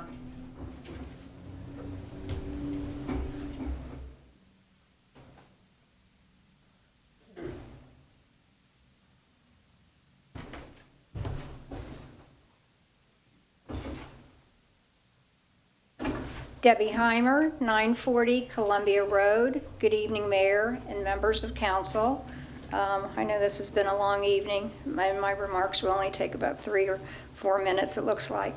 Most of you know my husband, Al, and myself. I was the City of Hamilton's treasurer and CPA for the city's finance department for 28 years. My husband was a turbine engineer for the city power plant, giving 32 years of service, 60 years total for us. We've lived in Hamilton most of our lives and in the neighborhood close to Baden for almost 25 years. Our property backs up exactly behind where the proposal for the football field would possibly go. So we know this neighborhood very well. We know many of our neighbors. But I'd like to share a little story that would tie into the Baden proposal. One of my finance directors long ago told me to step back, take a look around, like a 30,000 mile view, a hawk's view, if you will, of any project or situation that I was managing while treasurer. And he told me, he said, never take a narrow view for a short-term fix. That good advice works for people, projects, and decision-making processes. After April's Planning Commission and the last council meeting, and also the council meeting tonight, there's a few things that I've heard, in addition to the neighborhoods not wanting the approval for the zoning change. But if you step back, there's actually much more here to consider before any approval should occur through council. So I'd just like to make 2 points here. One, which I heard, Baden does want a football complex, not just a field, but 2 fields, track, locker rooms, scoreboard, 2,600 seating capacity, and about 650 parking spaces. But all that is being crammed in. They want to cram that into a very small space, and also, as we've mentioned, a 7-day operation with late hours. This proposal tries to put a square peg into a round hole. Baden wants to take away our tranquil surrounding neighborhoods. They have bought up some homes to tear down for additional parking, and they're wanting to destroy a good portion of the woods, which I've talked about before at the Planning Commission. All for what Baden would like to have, and I understand that the proposal is a great proposal. However, it just doesn't fit in our residential area. But one thing I have not heard is about the school space to actually teach the students. It is a school, after all. During the Baden presentation, I heard how many times everyone's grandfather, dad, mom, kids of kids have all attended Baden, and that their enrollments have increased quite a bit over the years. Everyone under that small roof of the existing school that was built in the 1960s. I asked that let's take that hawk's view and let's look out into the future. What's going to happen in 5 or 10 years? Where will the school, where will you school all the additional students who would surely want admission with the new proposed stadium and the facilities? I have not heard one word about the classroom space issue, and it sounds like it is becoming an issue. So I'm proposing that if possible, that a nearby tract, close, not out of Hamilton, but something, look for a different tract of land to build a school for the future. And with that, to have ample parking, room for the stadium, and all the engineering and so forth, all the hard work that's been put into that, and state-of-the-art classrooms to give those students the very best that they deserve. As City Council, we look to you to make your decisions and embrace your citizens' positions here for a redirection of the proposal. This is a huge project for the school. Baden gets one shot at this, and they should address their present and their future to provide the best education for the children and for their extracurricular activities. They need both to make Baden one of the best schools in Ohio. Don't sell the students shorts with just a parking lot and a field in the current location. Use that hawk's view. Look out, think about what is really needed on a different tract of land. They need parking, and they need an activity space for their present, and they need state-of-the-art classrooms to prepare them for their future. Thank you very much.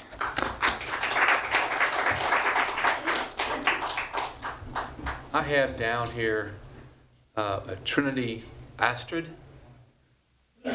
If that person is here, I don't know if it's exactly a Baden issue. It is not. Okay, I'll leave you down for the actual audience of citizens then. Thank you. Ken Reeves?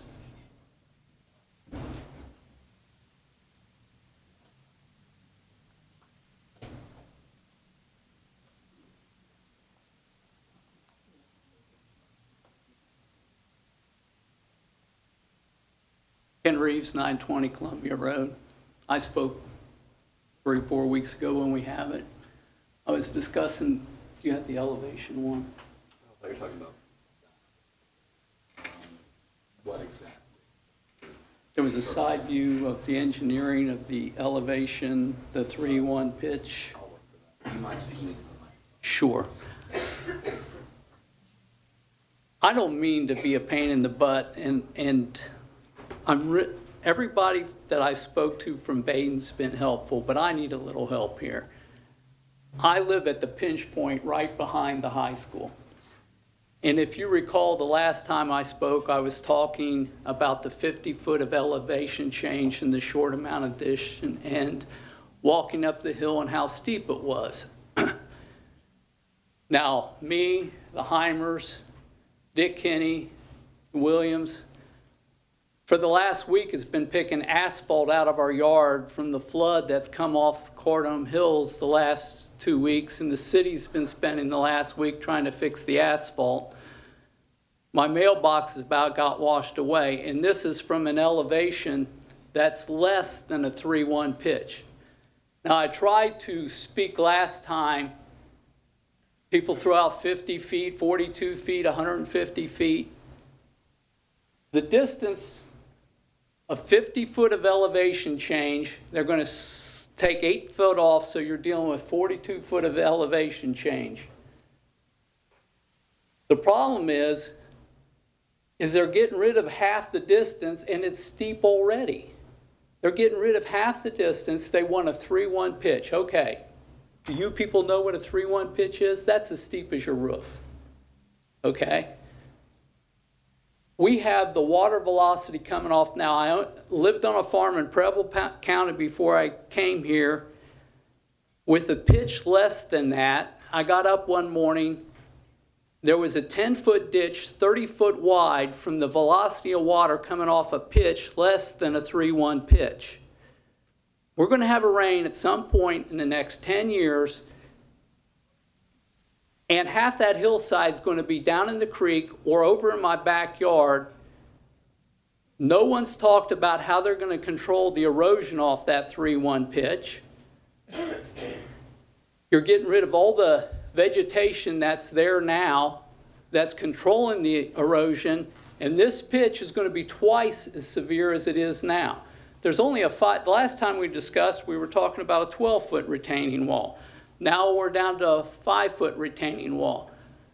The higher the retaining wall, the lower that pitch gets and the less the erosion gets. So from my perspective, you would be better off with the 12-foot retaining wall. Everybody in this is affected at a different degree. At that pinch point, there's nobody affected more than me and the Heimers, the Kinneys, the Williams across the street. Now, I realize on the other side, and I don't want to talk bad about Baden. Everybody I've talked to and discussed has been pleasant and nice and seemed like they're really concerned about my input here. But we're all retired. The other side gets to get the enjoyment out of this 3 hours at a time, 5 nights a year when they go to the football game, so they get 15 hours of entertainment out of it a year. And I realize we're discussing hundreds of people here. But you got people here that are retired, that live there, that look at this constantly every day. I invite you to come to my house, one as a representative of all of you. Come in my house, look at my view, look at where I eat. Look how you're impacting my life. Okay? Look how you're impacting my property values and their property values. Now, like I say, I'm willing not to get all that I want. I'm willing to get less than 50% of what I want. But what's proposal now is you're talking about getting rid of 75 or 80% of the vegetation there, leaving 80 foot of vegetation at the very bottom, which is at the bottom, and you're going to be seeing everything above it. There's going to be no sound barrier, which I really don't care about. But the problem is the erosion and the amount of water coming off the hill, the decrease in property value, the removal of the trees and everything. I discussed last time I was here, in this format that we have for this pinch point and what we're talking about, I don't think this format works. My proposal is that Baden, and they've been good to work with, one or two representatives of Baden, the Heimers, me, the engineers, maybe one of you, let's get in a room. Let's come over to my house. Let's walk up the hill, and you can see what we're talking about, because the proposal that's made today of only having 80 feet left at the bottom and have a pitch as severe as your roof going all the way up with no mention of erosion control, that's just not going to work. And I don't know if you guys have expertise in that area to determine whether it's going to work. But I can tell you from my experience of living on a farm that it's not going to work. At some point in the next 5 or 10 years, you're going to have a major erosion control problem. Baden may not care. It may be at the back of their school. It may be over the hill. But I can tell you, we're going to care about it. So is there I need some help from you guys. Is there some way we can get in a room with engineers, with one of you, come over, put boots on it, and look at it and try to work this out so it's fair to everybody? Mr. Reeves, I'm going to mention, last night I was at the top. I went all the way to the back of the parking lot, looked down, went over to the practice field. Dale and I were there last night too, so we just missed you. Maybe you saw me, maybe you didn't. Okay. But I mean, you're raising issues, and that's what this is all about. This is about listening to each other, processing, and seeing what can be done. But I appreciate your comments. The elevation that you're looking at, I looked at today, obviously. So I didn't go on anybody's property on Columbia Road, just so you're all aware of that, except for my own. But I like the fact that you have raised an opportunity. So let's just see where that takes us. Thank you. Okay? Scott Hartford.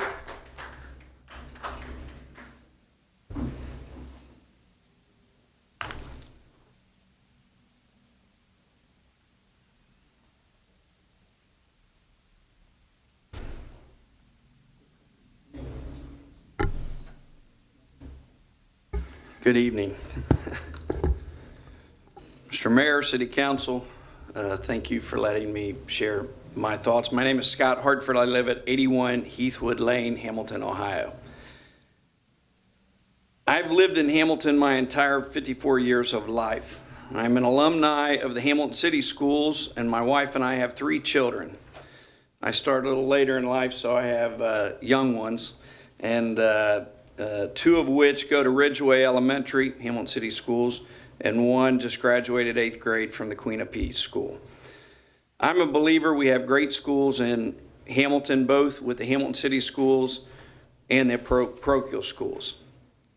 I come to you tonight because I'm a Hamiltonian. I love Hamilton. And, I feel like it's important that we continue to support both of our schools, the parochial and the Hamilton City Schools. I had other things to add here, but with everything that has been shared, I'll jump to this. When I heard that Baden was building the stadium, I thought, it is time. They absolutely need to control their own destiny when it comes to extracurricular activities, parking, and building on their identity. I see all the good things Baden is doing, which not only benefits the students, but it is great for our community. We owe it to Baden to allow their students to stay on campus for practice and games. I also think how awesome for those in this community who will not have to drive out of town for Baden home games. Home games need to be just that, home on their campus. Baden needs us. I'm sensitive to the neighbors who live around the Baden campus. I'll share 2 things. One, I grew up on West Fairway, so I was right across from Baden. And as an elementary school student, I would go to a friend's house who lived in Taft Place. And we would walk over to, at one time, Taft games, and then it became Hamilton High. And it was the greatest thing ever. And I don't hear that. I don't hear anybody. I came to a planning commission meeting and heard both sides. And I know as an adult homeowners, you want to protect where you live. But it also, it can be a lot of fun. I mean, as a child that went over to Taft Place, that was the greatest thing ever, to walk over to the football field and with my friend, and I thought, this is where I'm going to live when I get older. So for some that think it brings down the property value, I would say there are also a lot of people that are going to have a great time taking their kids to a soccer game on a Tuesday night, or a football game on a Friday or Saturday night, or taking your children on the track and going for walks. And it hopefully will build ideas in those young people, because it's going to be so close to the homes that live around Basin. So there's a lot of good that can come from it. I don't hear the fun parts of maybe youth or even adults that have some place to go close to their home, meaning the back of Basin High School. The other thing that I will share is, I can remember when I was younger the debates that went on with putting a road through Milliken Woods, and city council having to hear all kinds of stories and neighbors who were upset. And it was going to destroy their property value, and it was going to be terrible. But I drive through that road all the time, and I look at the splash park, and I see families picnicking and people playing Frisbee golf, and I think, how great for Hamilton, right? I think this is going to be great for Hamilton, and it's going to be great for Basin, and I'm here tonight as a Hamiltonian to share that I think we need to support this. So thank you.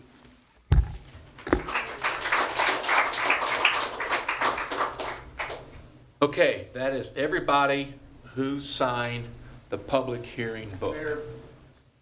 Yes. Wait a minute. Who spoke up? Oh, I'm sorry. Raise your hand. Oh, well, thank you. Did you wish to respond, Edith? Yes. This is kind of a unique situation, but this is a public hearing, and I think people need to keep hearing. Okay. Sure. Etta Reed with Bear Becker on behalf of the applicant, Basin High School. There are a couple items that I've heard that I think I could provide some clarification to, and I know we've been going at this for 2 hours, so I'm going to make it very brief. One is the environmental assessment, that if federal funds are used for this project, he is correct, environmental assessments and all those have to be taken care of. This will all be done with private funds. We are a private establishment, so we are not looking to use any federal funds. However, we will do whatever is required by the Ohio EPA and the Army Corps of Engineers. If we get into the waterways and regulated water environmental features, we will do what is required. We will not be shy of that. Infrastructure costs. We totally understand that if a sewer needs to be upgraded, if road improvements need to be done, that is the responsibility of us as the developer of this stadium. So we totally understand what we're getting into and our commitment there. Communication with the joiners. We did send out, Mr. Pendergrass did send out an email just over the weekend to the people that we did have email addresses from. I will stay after tonight. If anybody wants further communication, I will be sure to get all your contact information, pass it along to Mr. Pendergrass so that we can be in full communication with everyone and keep you informed as things change. Drainage and erosion off the slope. The City of Hamilton, as well as the Ohio EPA, have very stringent regulations when it comes to drainage and erosion control. Obviously, we are still in the very preliminary stages. We don't have design documents done. I can assure you, when we get to that phase, Mr. Engel and his staff will do a very thorough job reviewing our drainage calculations, reviewing our erosion control. You're correct, if it's a 3-to-1 slope, 2-to-1 slope, whatever we put back in there, we will have to vegetate that. We would be looking to put trees to replace what we're taking out. These will be nice, healthy trees. A lot of what's up there now is a lot of invasive species, dead trees, so we will stabilize that slope. And all the drainage on top of that stadium, as I mentioned before, will be captured within the underground drainage system of the field. By the city's own regulations, we are not allowed to increase the runoff onto other people's property. We have to detain it back, thus the reason for the detention basins. So I feel very confident with working with city staff that we will make sure that the individuals downstream will not be negatively impacted from drainage from this development. And that's all I have tonight. Okay. I guess anybody who hasn't spoken, if they wish to speak, I'll give you an opportunity because this is a public hearing. If you've already spoken, I don't want to necessarily turn the point counterpoint, but based upon Ms. Reed's technical expertise in this, I thought it'd be appropriate to hear what she had to say in response. So, anybody else in the audience who wishes to speak at this point in time, not in a repetitive nature, but in something else that maybe just hasn't been brought up, you're more than welcome to come to the podium, whether you're for it, against it, or just want to learn more, or just might want to get questions answered. Anybody at all? Is there anything that you want to add, Mr. Heimer, in addition to what's already been said? Yes, there is. Okay, all right. Come on up. Go ahead, but just keep it to something new that hasn't been heard yet, okay?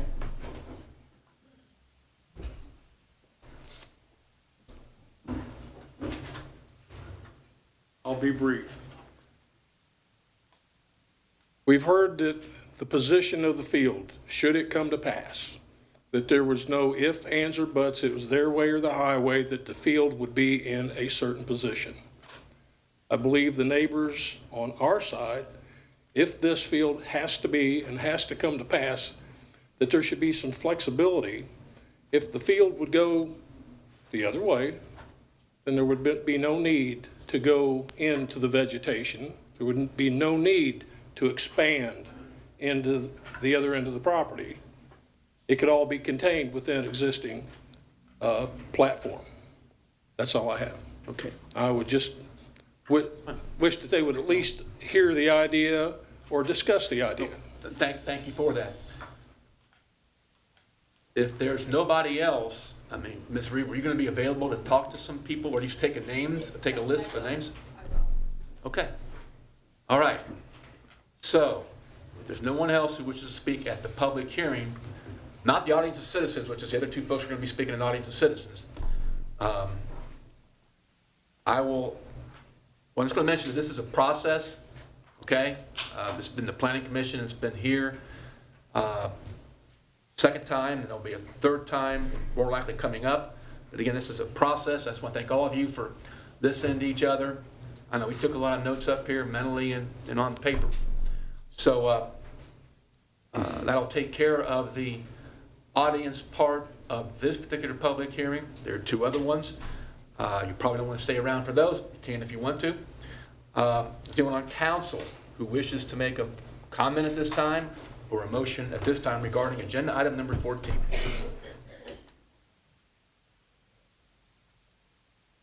If not, is there a motion that the public hearing agenda item number 14 be closed? So moved. Second.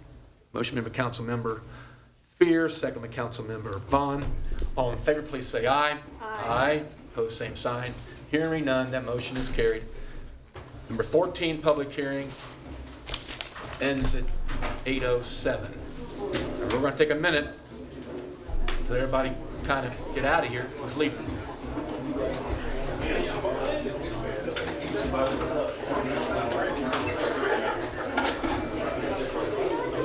Bring them up.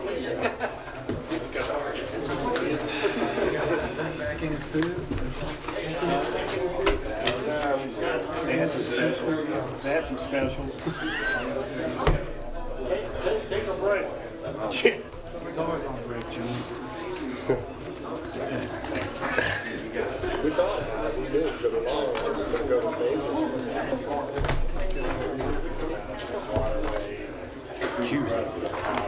Okay.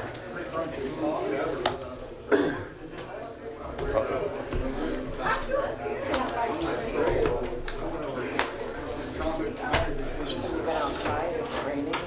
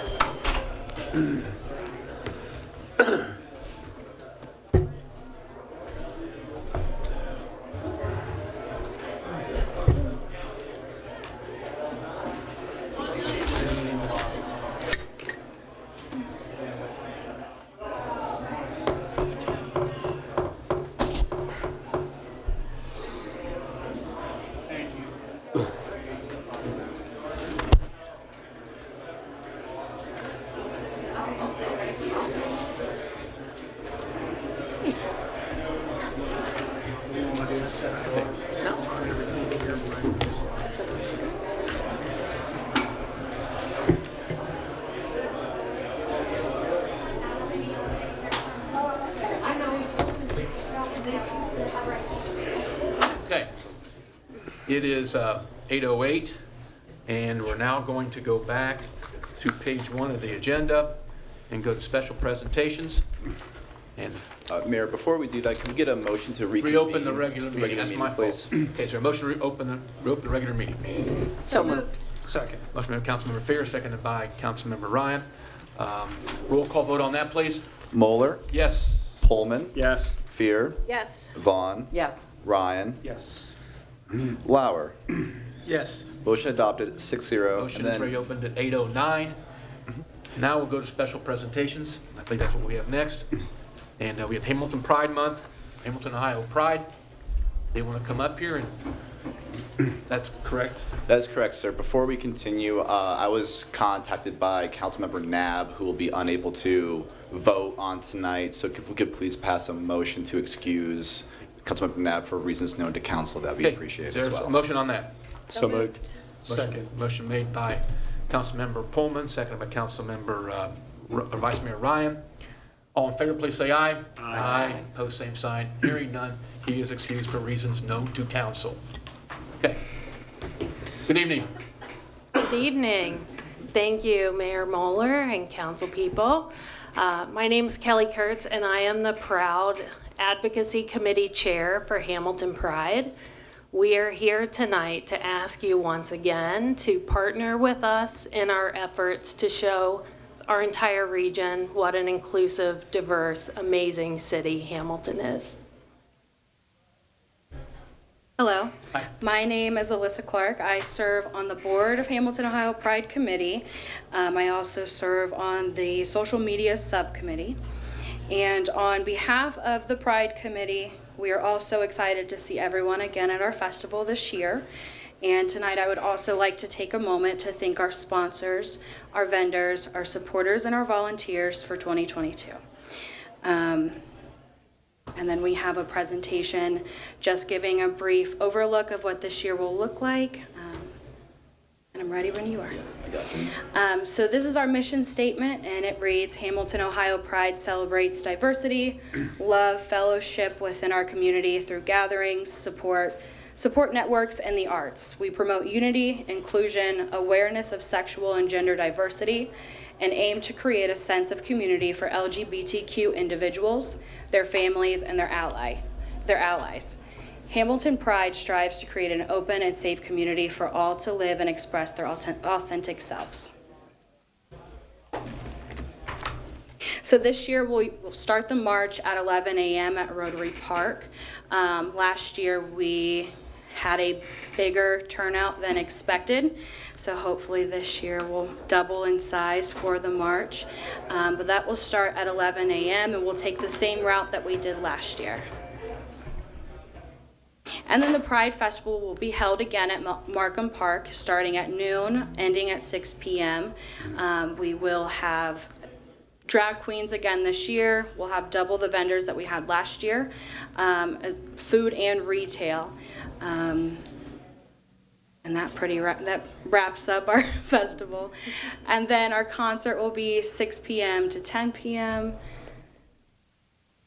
You know the heading. Okay, this year we will have the We Three Queens as our main event for our concert, and then we'll also have drag performances again this year. So if anyone would like to come out, we hope everyone would like to join us Saturday, June 4th at Markham Park, and our march starting at Rotary Park. And that's all we have. Thank you. Thank you very much. Thank you. Okay, Rich, we're going to make a CSX Work Depot presentation. May as well do it. That'd be great. May as well do it now. Thank you. I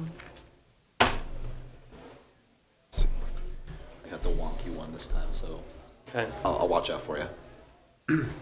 Good evening, Mayor, Council, citizens of Hamilton. We've had some progress in our dealings with CSX over the recent couple of weeks. So the foundations are proceeding and on schedule and expected to be complete by the end of June, which is good in our timing for any relocation in the future. Asbestos in the historic building, CSX has agreed to remove the asbestos at their cost. We're waiting on them to schedule that work. And we're going to request the windows be removed and bagged because there is some concern that the glazing in the windows have asbestos in them. And also, we're obtaining additional window and door quotes. As you've noted in the cost summary that I provided, we have an estimate of $275,000 for the new windows. We're getting another new window quote. And we're also getting an estimation of restoring the existing windows. So hence the reason why we'll ask CSX to bag them and store them. And I want to give a special thanks to Liz and Jessica Harp for coordinating that effort. We met with the window person last week at the depot and looked at some of the windows. And because they've been boarded up over the years, some of them are still in pretty good shape.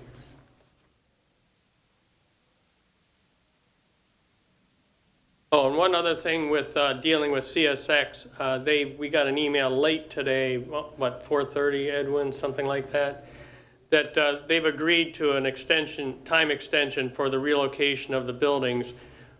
Our request was August 31st of this year. They are going to send an official response tomorrow. We expect it to be August 31st, but we don't know that for sure at the moment.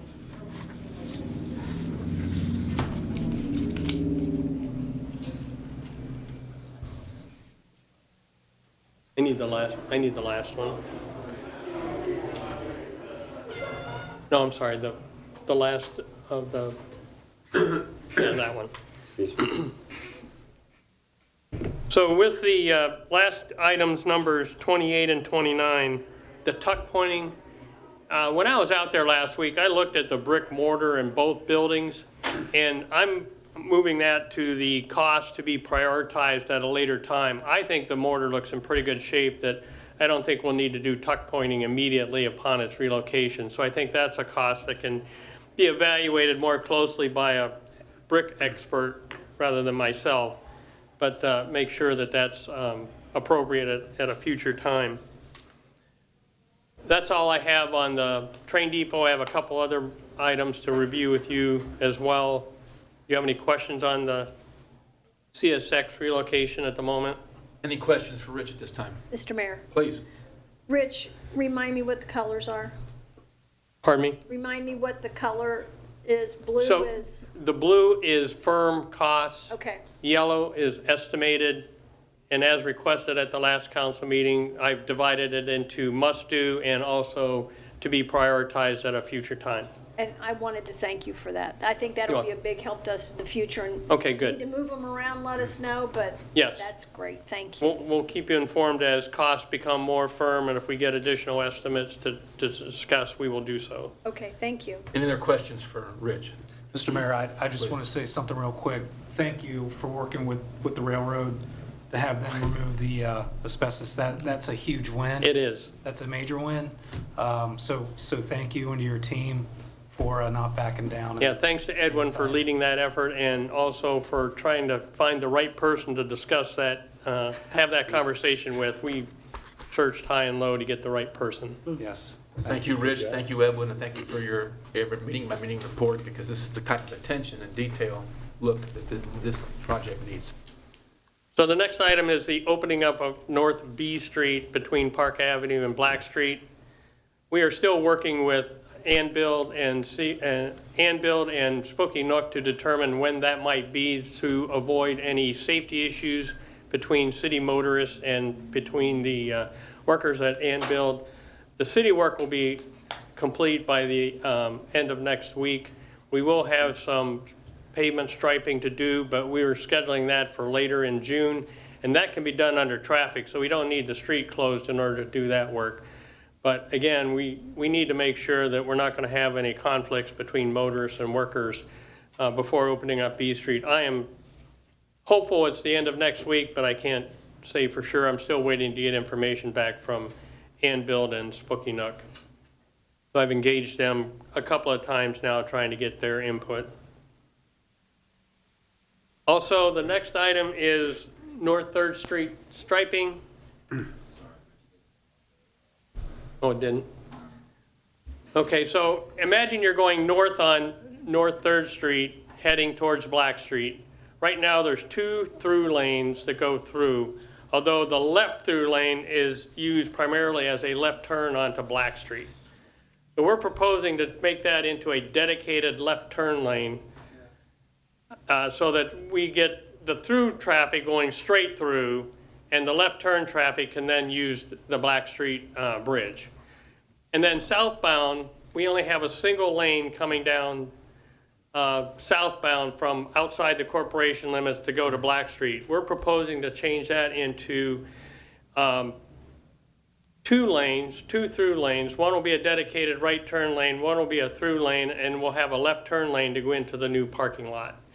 I wanted to alert you, we're going to send that information out in a Circle article in the near future, but I wanted to bring that to council's attention so that you're aware that we're considering making those changes in the near future. Thank you, Rich, because those all make common sense, and that's the type of attention to the traffic that we need. So I thank you for keeping looking at that.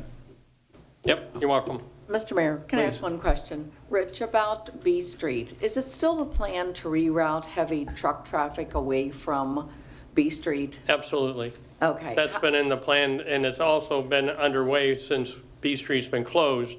So I think that truck traffic has found different routes to begin with, but that will remain closed all the way to Columbia Bridge. So any truck traffic on Northwest Washington will have to route up to New Miami and south on 127 onto 3rd Street to get routed down to Pershing.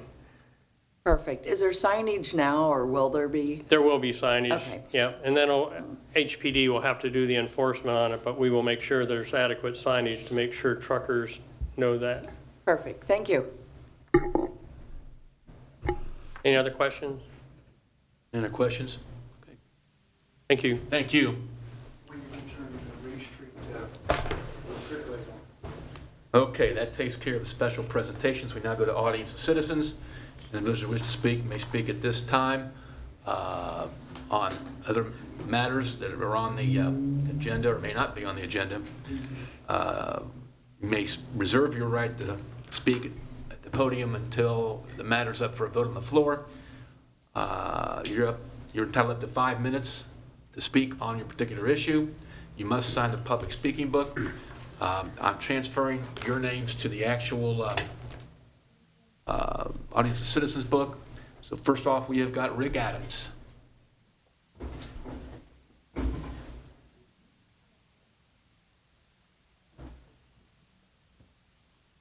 Yes, my name is Rick Adams. I live at 460 North Washington Boulevard, and I am here to discuss the rain and the flood and everything that happened Friday on the 20th.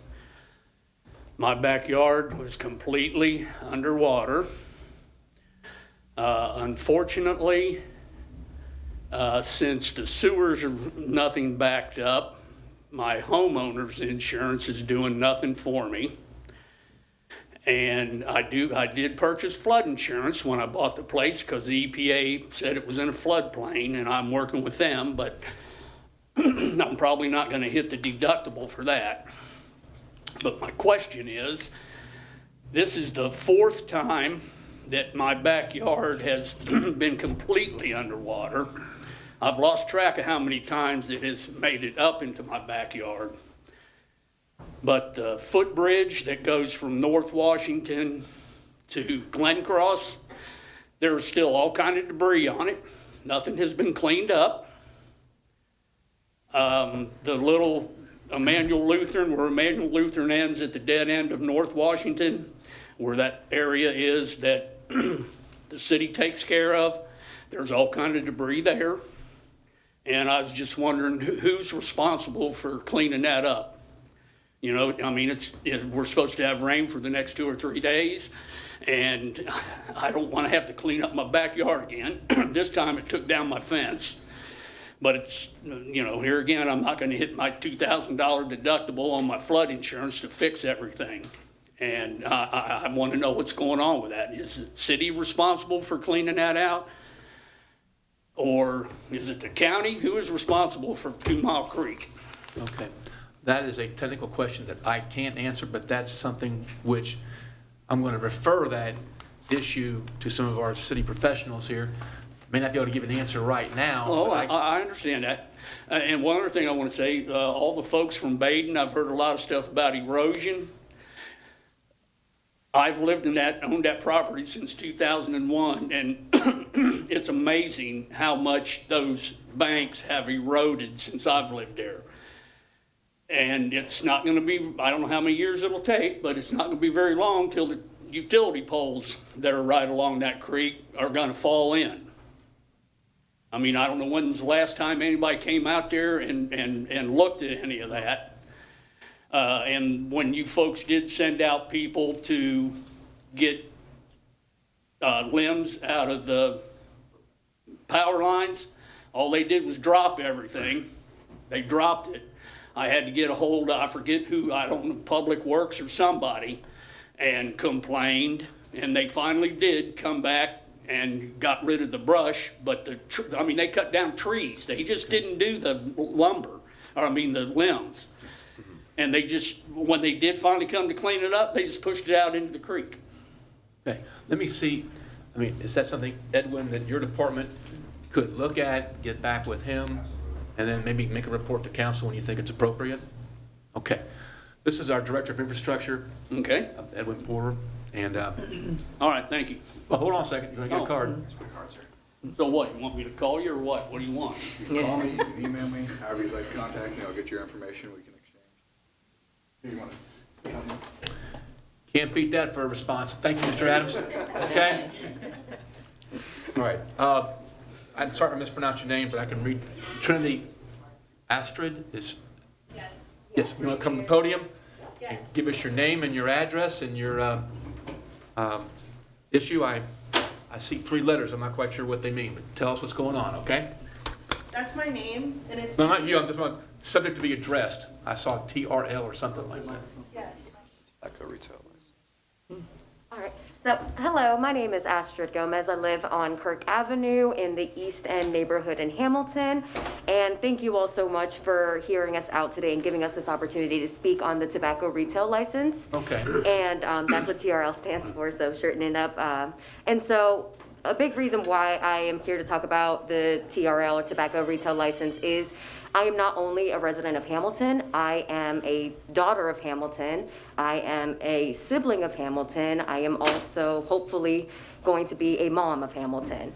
And growing up in Hamilton, I saw the hold that cigarettes had on my peers in Hamilton High School a few years back. And today, living near Garfield Middle School, I see our youth walking across the street, going home from school, and as soon as they get off school grounds, there's a vape, there's a cigarette, there is something that they are on. And it's just so sad to see the reality that is our youth today that hasn't changed from back when I was in school. If anything, it's only gotten worse because of the vaping and e-cigarette devices that are in today. And so having the tobacco retail licensure in Hamilton can help impact the way that youth go about accessing these devices if they even get a chance with the tobacco retail license in place. And so I would like to welcome you all to come see a change with me, because I am ready to see a change, not only for today's youth, but for the future children of Hamilton, for the future siblings of Hamilton, and for the future parents of Hamilton. Because right now, this epidemic that our youth are seeing is not decreasing, and it's only going to increase if we don't put something instilled today, like the TRL, to keep the devices away from our youth. So thank you. I encourage you and welcome you to come see this change with me and help us support it. So you support the license, is that correct? Yes. And the education, which will be funded by those license dollars? Yes. Okay. Yes. Let me ask you a question. I've got the first readings tonight, is that correct? The second reading will be on June the 8th at 6 o'clock. You are welcome to come back. Of course. And speak again. Yeah. Thank you for your comments. Thank you for your patience, because you've been here. But no, really, thank you for your observations. That's what Honest Citizens is about. Thank you, and June the 8th will be the actual vote if everything processes as we think it will. Thank you so much. I accept your invitation, and I will be happy to be back on June 8th. And we do also have a youth here that wanted to speak on it just from her own perspective. Please, I mean, go I right see ahead. it on the adult perspective, but please. Please go right ahead. Hi, I'm Trinity. I am 15 years old and I go to the freshman campus. I see people doing stuff like this on a regular basis. I get on the bus and the moment we're off campus, I see people using vapes, and I think this could help prevent that. My mom was just actually telling me a story the other day. She was picking my sister up, and the moment those kids from the middle school left their building, they were all vaping, they were smoking as soon as they got off the premises.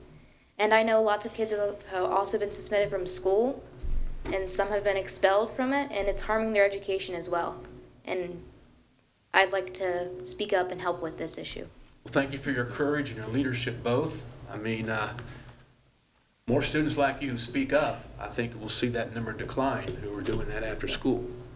Thank you so much for You're coming welcome. to the podium. Great. Thank you. Hello, my name is Uki Abasui. I'm a new resident to Hamilton. I live at 137 Houston Street. I just moved here, so hello, welcome. But from my perspective, I think it's super important that the tobacco retail license is enforced and established, especially in the city of Hamilton. Through my work, I see a lot of youth, and I've educated them on vaping and the epidemic that's currently going on. And there's other ways for them to cope with kind of the stressors and the reasons why they do vape overall. So having this enforcement piece, not only to protect the youth and their health and their safety, but also to educate them on the effects of vaping on their health, as well as their overall well-being. I think that's super important, and that's what this TRL is here to do. So protect the youth, protect the city of Hamilton, and also protect those retailers as well. So Do you know the folks at Visions Partnership by chance? Are you familiar with them? I am those folks from There you Vision go. Partnerships. There you go. Hello. Thank you for spreading the word, and thank you for working. Of course, thank you for having us. We appreciate it. Thank you. Okay. Thank you. That's all who have signed any book this evening. So that takes care of audience of citizens. We now go to the consent agenda, and that takes care of and addresses all staff reports, caucus reports, information report, including our April financial report and April investment report. Is there a motion we go into the committee of the whole so we can ask questions and hear presentations? So moved. Second. Motion by Councilmember Coleman, second by Councilmember Fear. All in favor, please say aye. Aye. Opposed, same sign. Hearing none, the motion is carried. It is 8:31. We now go to the caucus agenda. Would you want to lead us through that, Mr. City Clerk? Absolutely. So for our caucus agenda tonight, our first three items will be presented by our Director of Business Services, Mr. Nate Perry. Hi, good evening, Mayor and members of council. Thank you for having me. I've got three items for you tonight. The first is some changes within the Department of Infrastructure for classifications. There's three positions that we're requesting to increase the pay ranges. These are for our water and wastewater plant superintendents, as well as the assistant water plant superintendent, which we are in the process of filling that vacancy right now. They oversee 24-hour operations at the plant and maintenance as well. And they've had most recently increased regulatory requirements from the Ohio EPA around asset management. And we're doing this to help attract and retain and team members into these important roles. And the budget impact will be minimal. We'll be able to support it with the budget that was passed this year. The H2O Ohio grant, I really want to thank Alicia Pater. She's our environmental health and safety specialist. She's led the charge on applying for this grant and coordinating with our teams to get everything needed to apply for this grant. Ohio EPA awarded the city $50,000 on May 6th. So this is a caucus report that we want to send a resolution or ordinance to you at the next meeting to accept this $50,000 grant. And it's going to go to mapping and inventorying all lead service lines within the city of Hamilton. It's part of some new federal requirements that we have to map and inventory our lead service lines by 2024. And this will help support those efforts. Okay. And then the final thing is temporary advances for capital expenditures. This request is that you authorize an ordinance that will allow us to begin expenses. There will be account expenses 60 days prior to the passing of this ordinance for projects that we are pursuing bond funding for in August. So we've got $35 million of issuance for the Criminal Justice Center, Tylersville Road, and water and storm sewer projects that we are looking to finance this summer. Some of those projects, especially on the water and or wastewater and stormwater, are currently out to bid or getting started, and we want to begin those expenses now, and we'll be pursuing funding to fund those expenses later this summer. Any questions from Mr. Perry? Thanks for securing that grant. Thanks for the report. Yeah, thank you. Okay, number 2. We're actually moving up to number 4. This will be a alley vacation presentation by our Director of Planning, Ms. Liz Hayden.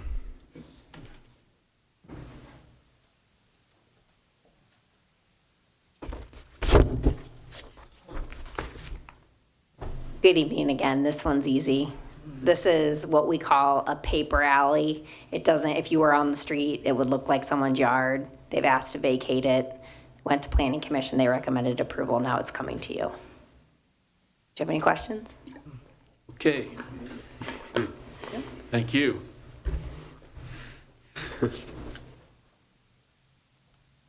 Which one's next? Me. I'll be up next. So for agenda items number 5 and 12, I'll be presenting about a petition for an alley vacation. These are unimproved alleys in between 1023 Stewart Street and 1090 High Street, as well as a unnamed portion of alley in that area as well. This is a petition from the city, meaning that with the recommendation for this report, this is going to be going to the Planning Commission, which they will do a more in-depth review of this item and make a recommendation. So you'll be seeing this item again with more information in the future. That's a cut and dry presentation for this item. For number 12, this is a liquor permit application. This is a new D5J liquor permit for the Stone Tavern on 701 Greenwood Avenue. As we've dealt with liquor permits before, approving this tonight is just for the actual permit that's at the state level. This permit holder still has to go through all applicable city permitting and inspections as well, so they're not going to start selling alcohol starting tomorrow. That is the summation of my report. Do we have any questions about those items? Any questions? Okay. Thank you. Thank Good. you. Number 6 is a presentation by our Director of Public Safety, Mr. Scott Scrimese, about body cameras. I don't have any slides, Mayor, but real quick, we have evaluated several different brands of body-worn cameras for the police department. And if council approves, we'd like to purchase 100 body-worn cameras from Axon. They are the industry leader. The cost is $365,326.29, and that's spread out over 5 years. So we'll be making yearly installments of $72,515 a year. This year, we were awarded an $81,776 grant from the state of Ohio, so that'll more than cover the cost for the first year, and we plan to reapply soon for the 2023 grant money. Axon is a sole source proprietary owner of their software. Some of the options that we have bid and plan to purchase are automatic activation. When the emergency lights on the police cruiser come on, the body camera automatically comes on. When the duty weapon is removed from the holster, the body camera automatically comes on. They have a number of different options in this package that we can enable. We're working, the Highway Patrol did an extensive study on Axon. That's who they recently purchased from, and we're looking at some of those options that they use. But there's one of the other big reasons that we chose Axon was their behind-the-scenes technology and software. It seems to be very much ahead of the other competition when it comes to efficiency for our civilian folks. They're going to have to process all these records. Did I see gunshot detection on one of those? No, sir. I thought I saw it on Axon 3. I thought gunshot detection, that's kind of strange to be on a... No, not to my knowledge. Okay. Any questions for Public Safety Director? Okay. Is there one for number 7? Is there a presentation for 7? We've got presentations, both slides and verbal presentations for all these items, Okay. Mr. Mayor. So for 7 and 8 will be from our Director of Engineering, Mr. Rich Engel. These are related to parking meters on Main Street and the New London Road, West Fairway Drive intersection improvements. Good evening, Mayor, Council, citizens of Hamilton. On the screen is a photo of the Main Street parking meters that we're proposing to purchase. It is a sole source meter. It's the same meter we have throughout the rest of the city. This will be different for our Main Street application. It'll be a single head, but it will serve 2 spaces. So we can, it'll be less clutter, only having a single head. It also takes coins, credit cards, and a mobile phone app that we have, like we have downtown currently.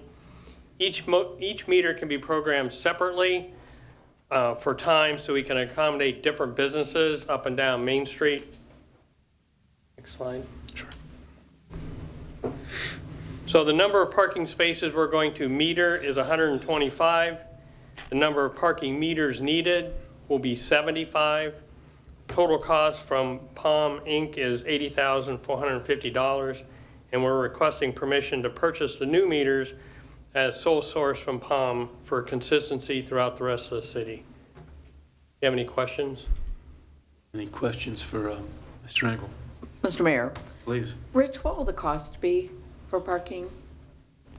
That's not been set yet, and it'll be based on time. So Okay. some meters will be 2 hours, some will be 1 hour, some will be 30 minutes.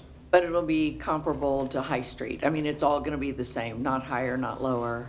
Is that correct or It will not? be similar, let's say, because out in front of our city building here is the highest rate throughout the whole downtown area because it's the most used most frequently. So we set the rate based on the frequency of use. Okay, thanks. Rich, will it be Saturday hours, Saturday afternoon and Saturday evening hours on those meters? We will keep you informed on that. Yes, they will be planned in the future, but not immediately, no, sir.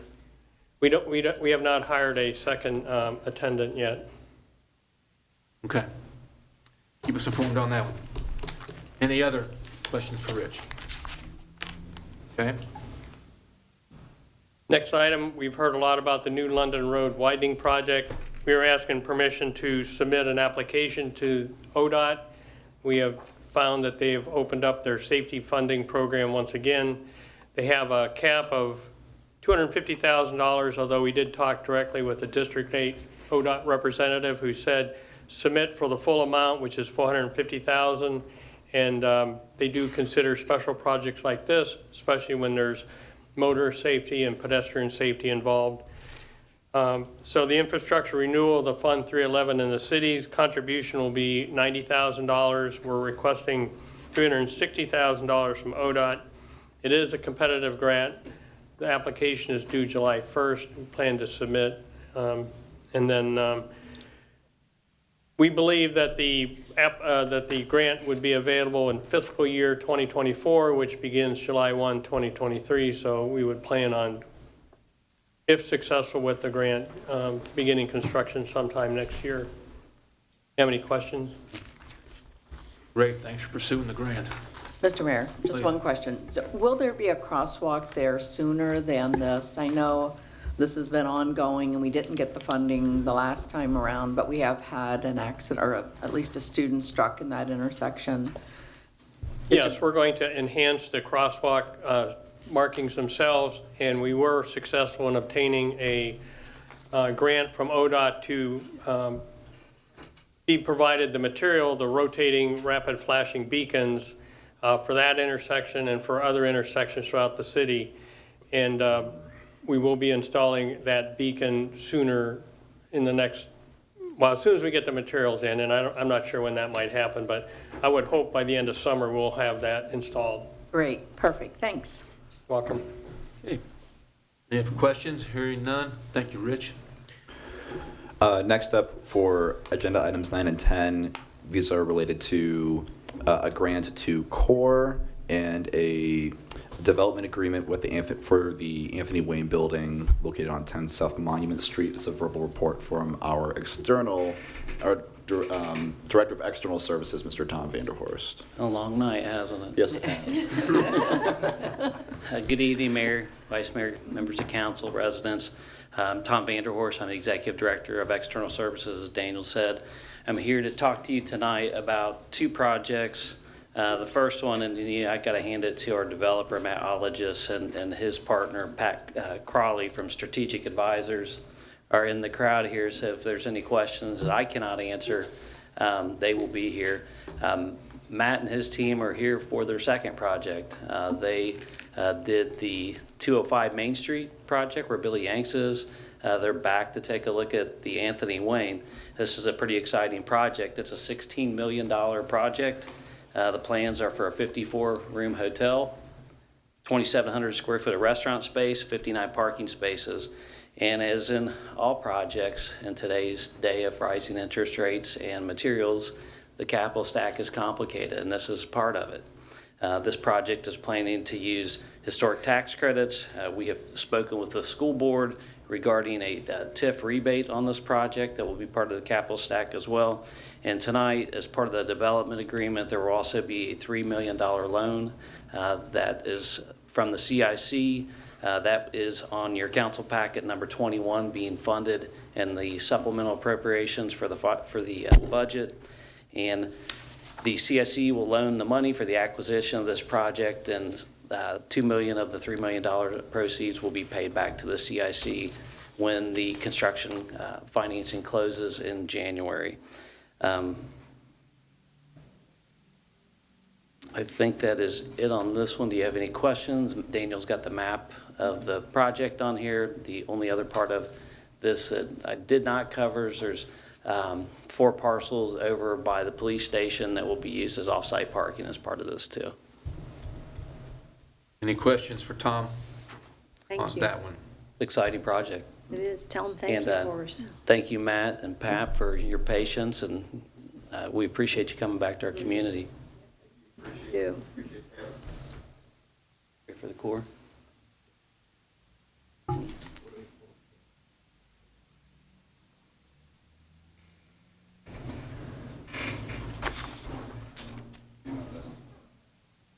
So the other presentation, the other caucus agenda item that I'm presenting is for a $600,000 grant to the Corps Fund.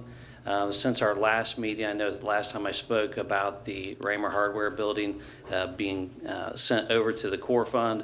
This is in conjunction with that. There are about 4 properties over on that block where the Raymer Hardware building is. I think initially the $600,000 grant was slated to get to the Raymer Hardware building.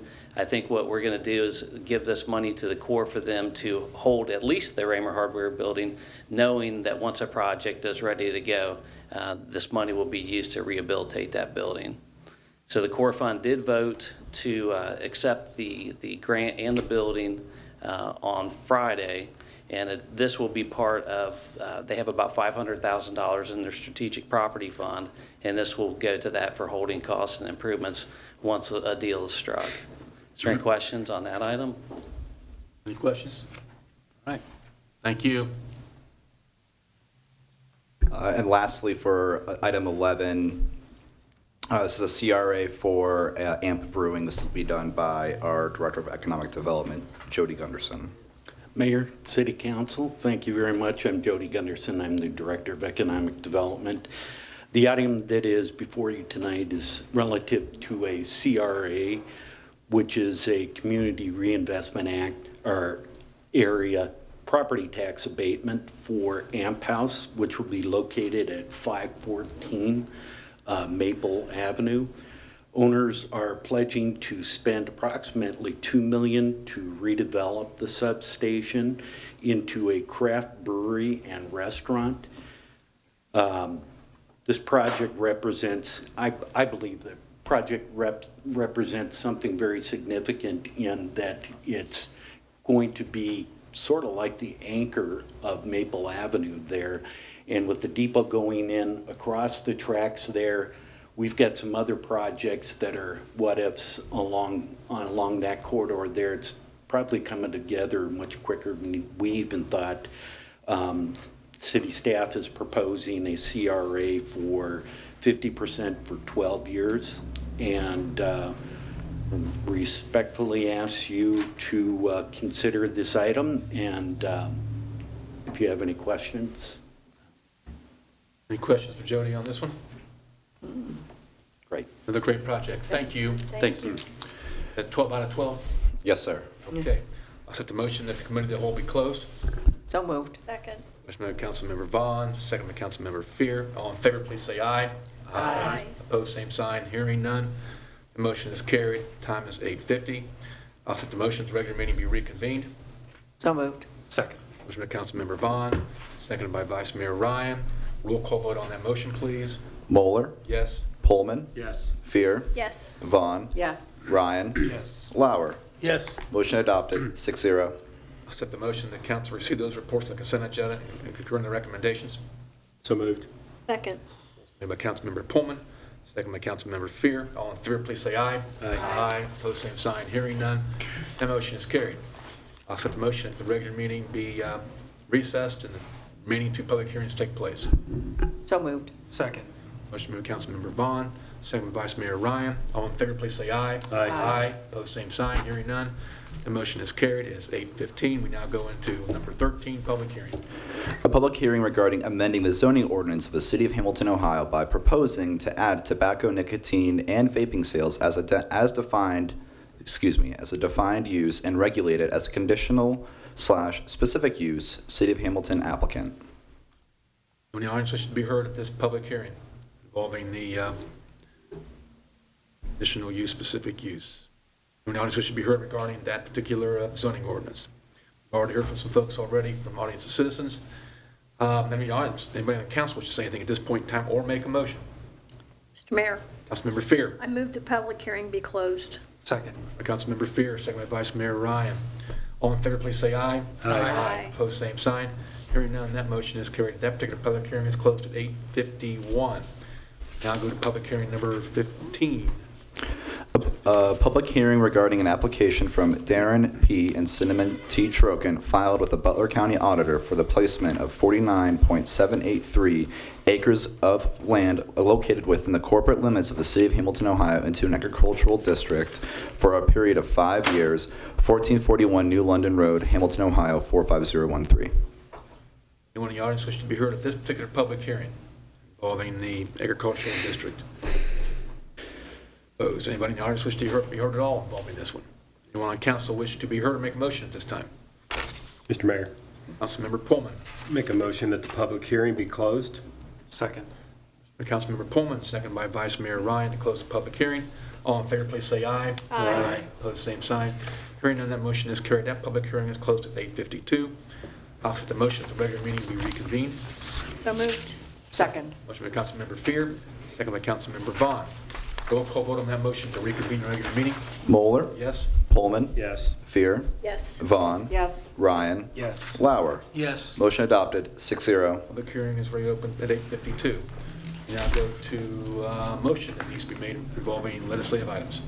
Mr. Mayor, Councilmember Pullman. make a motion that, I move that a note be made upon the minutes that each member of council was furnished a printed copy of each item of legislation prior to its being considered at this meeting. Second. By Councilmember Pullman, seconded by Councilmember Vaughn. All in favor, please say aye. Aye. Opposed? Hearing none, that motion is carried. We go to pending legislation, agenda item number 16, second reading of an ordinance involving Rumpke contract. An ordinance authorizing and directing the city manager to execute a third amendment to contract number 10-52 in agreement with Rumpke of Ohio Incorporated relative to resident and commercial solids waste collection and disposal, including curbside recycling and the lease, operation, and maintenance of the municipal transfer station. Second reading. Mr. Mayor, Vice Mayor Ryan. move that the ordinance be adopted. Second.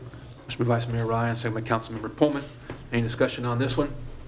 Hearing none. Roll call vote, please. Moeller, Yes? Pullman, Yes. Fear, Yes. Vaughn, Yes. Ryan, Yes. Lauer. Yes. Ordinance adopted, 6-0. Agenda item number 17, second reading of an ordinance involving an occupancy agreement with Rossville Flats LLC.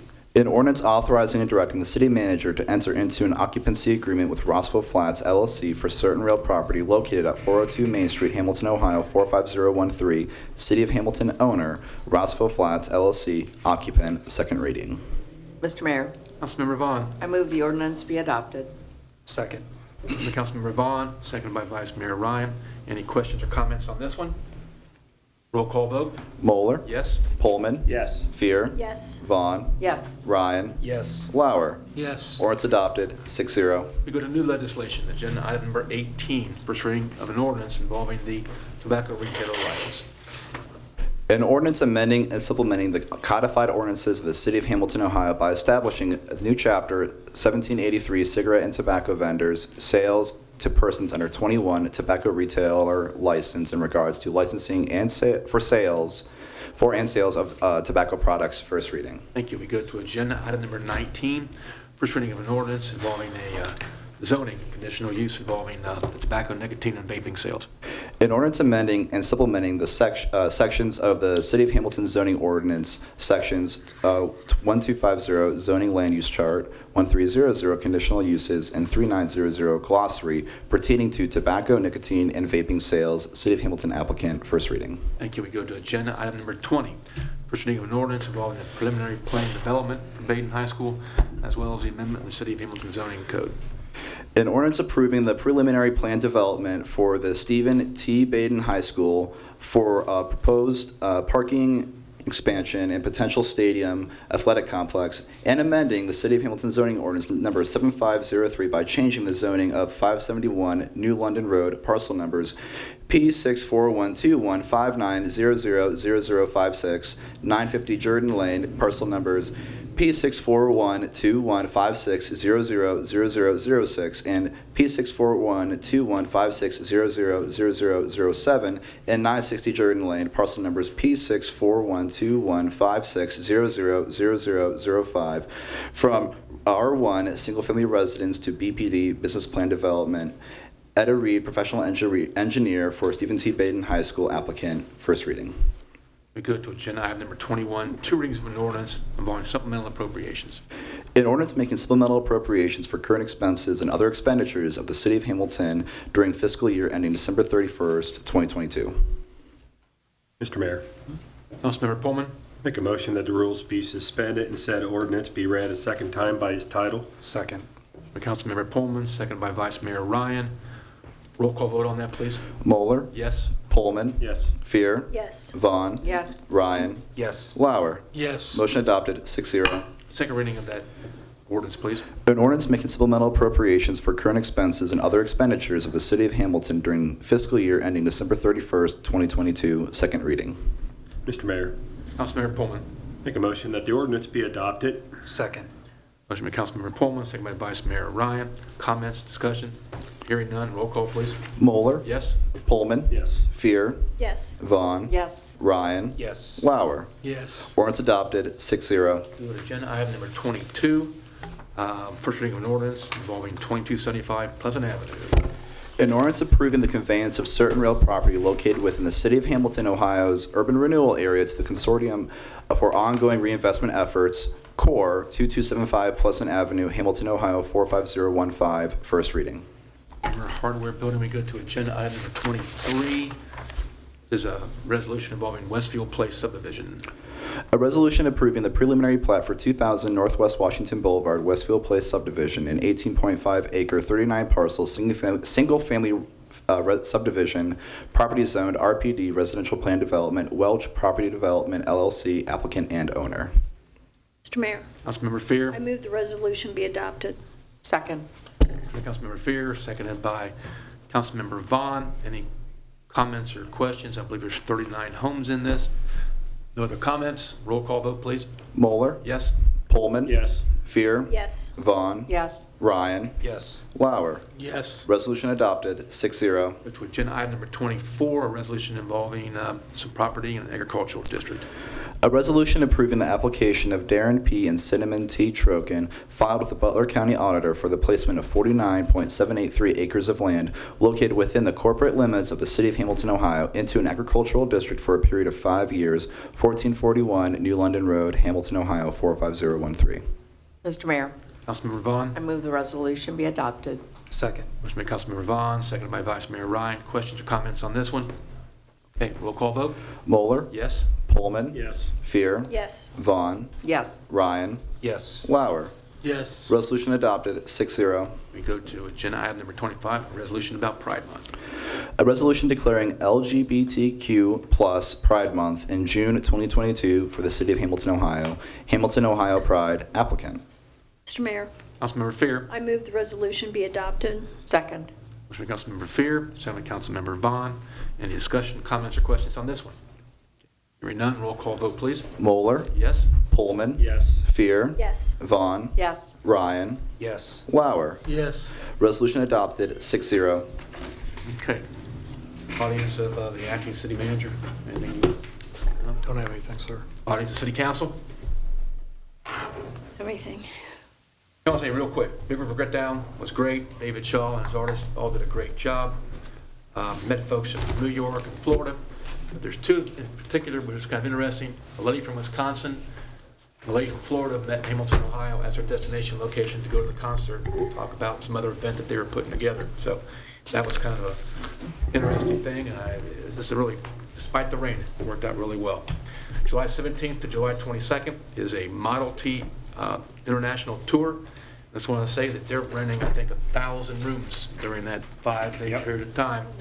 And they are definitely going about our city. Spooky Nook, several things, including 200 rooms at Spooky Nook every night. Children's Home, place we're going to be at. Hanover Winery, Inside Out Art Studios, Municipal Brew Works, photos at the Pioneer Soldiers and Sailors Monument, back at Spooky Nook again for a fashion show, drive-in theater, pinball garage. So, and that's just, I mean, car show, various banquets at Spooky Nook. And that's going to be a great location for what's going on. And Councilmember Pullman and I had a chance to talk with them. Yes, Mr. Mayor, the other thing that's really nice is all the awards are being made by Inside Out Studios. So I love that it's, doing, Steven showed, actually, I left the Model T Museum meeting here yesterday, went down to Inside Out, because we had a meeting for my son, because he is an artist there, but he showed me the awards. They are cool. They look good on paper, but boy, they look really good. So there was a special award they made for the president, too. You didn't get to see that, but boy, one of the artists did the whole thing themselves, so it was pretty cool. So 50 awards being made by Inside Out Art Studio. yeah, so they're supporting us. If anybody's interested in being on the Fairfield Task Force, get a hold of me, because I got some meeting dates that could be happening. I'd like to be on that. Okay. Mr. Mayor, I have one more thing. If you don't Yes, please. mind. And I know it's late, it's tired, everybody's tired, but I did get a call, and I've had a couple calls on this. And if they're watching, some of these people are watching, again, about railroad crossing, especially Laurel Avenue was closed for 5 hours. And I wanted to, kind of follow up with them tomorrow and tell them what we are looking at. I believe we have meetings set up with CSX. So we are aware of the problem. We also have a problem at Milliken, I believe, so we need the citizens are getting, she even made a comment tonight that Amazon is getting very upset with the city of Hamilton over this. And Amazon, of course, is delivering packages, and I'm sure it interferes with squad runs, police department, everything. As these trains get longer, these delays are getting longer. We get some kind of report on what's being talked about with CSX. Is that something that, Rich, you're involved in, or Edwin, you're involved in? It's a kind of report saying how are the discussions going and what the solutions are. That would be great. Sure, no problem. Thank you. Anybody else on council? I'm sorry I ran over you, man. No, that's fine. It's a long night. Is there a request for executive session? There is not. Okay. Is there a motion that we adjourn? There is. There is. Second. Motion made by Councilmember Fear, second by Councilmember Pullman. Roll call vote that this meeting be adjourned. Moeller, Yes. Pullman, Yes. Fear, Yes. Vaughn, Yes. Ryan, Yes. Lauer. Yes. Motion adopted, 6-0. 9:03, this meeting is adjourned. Thank you.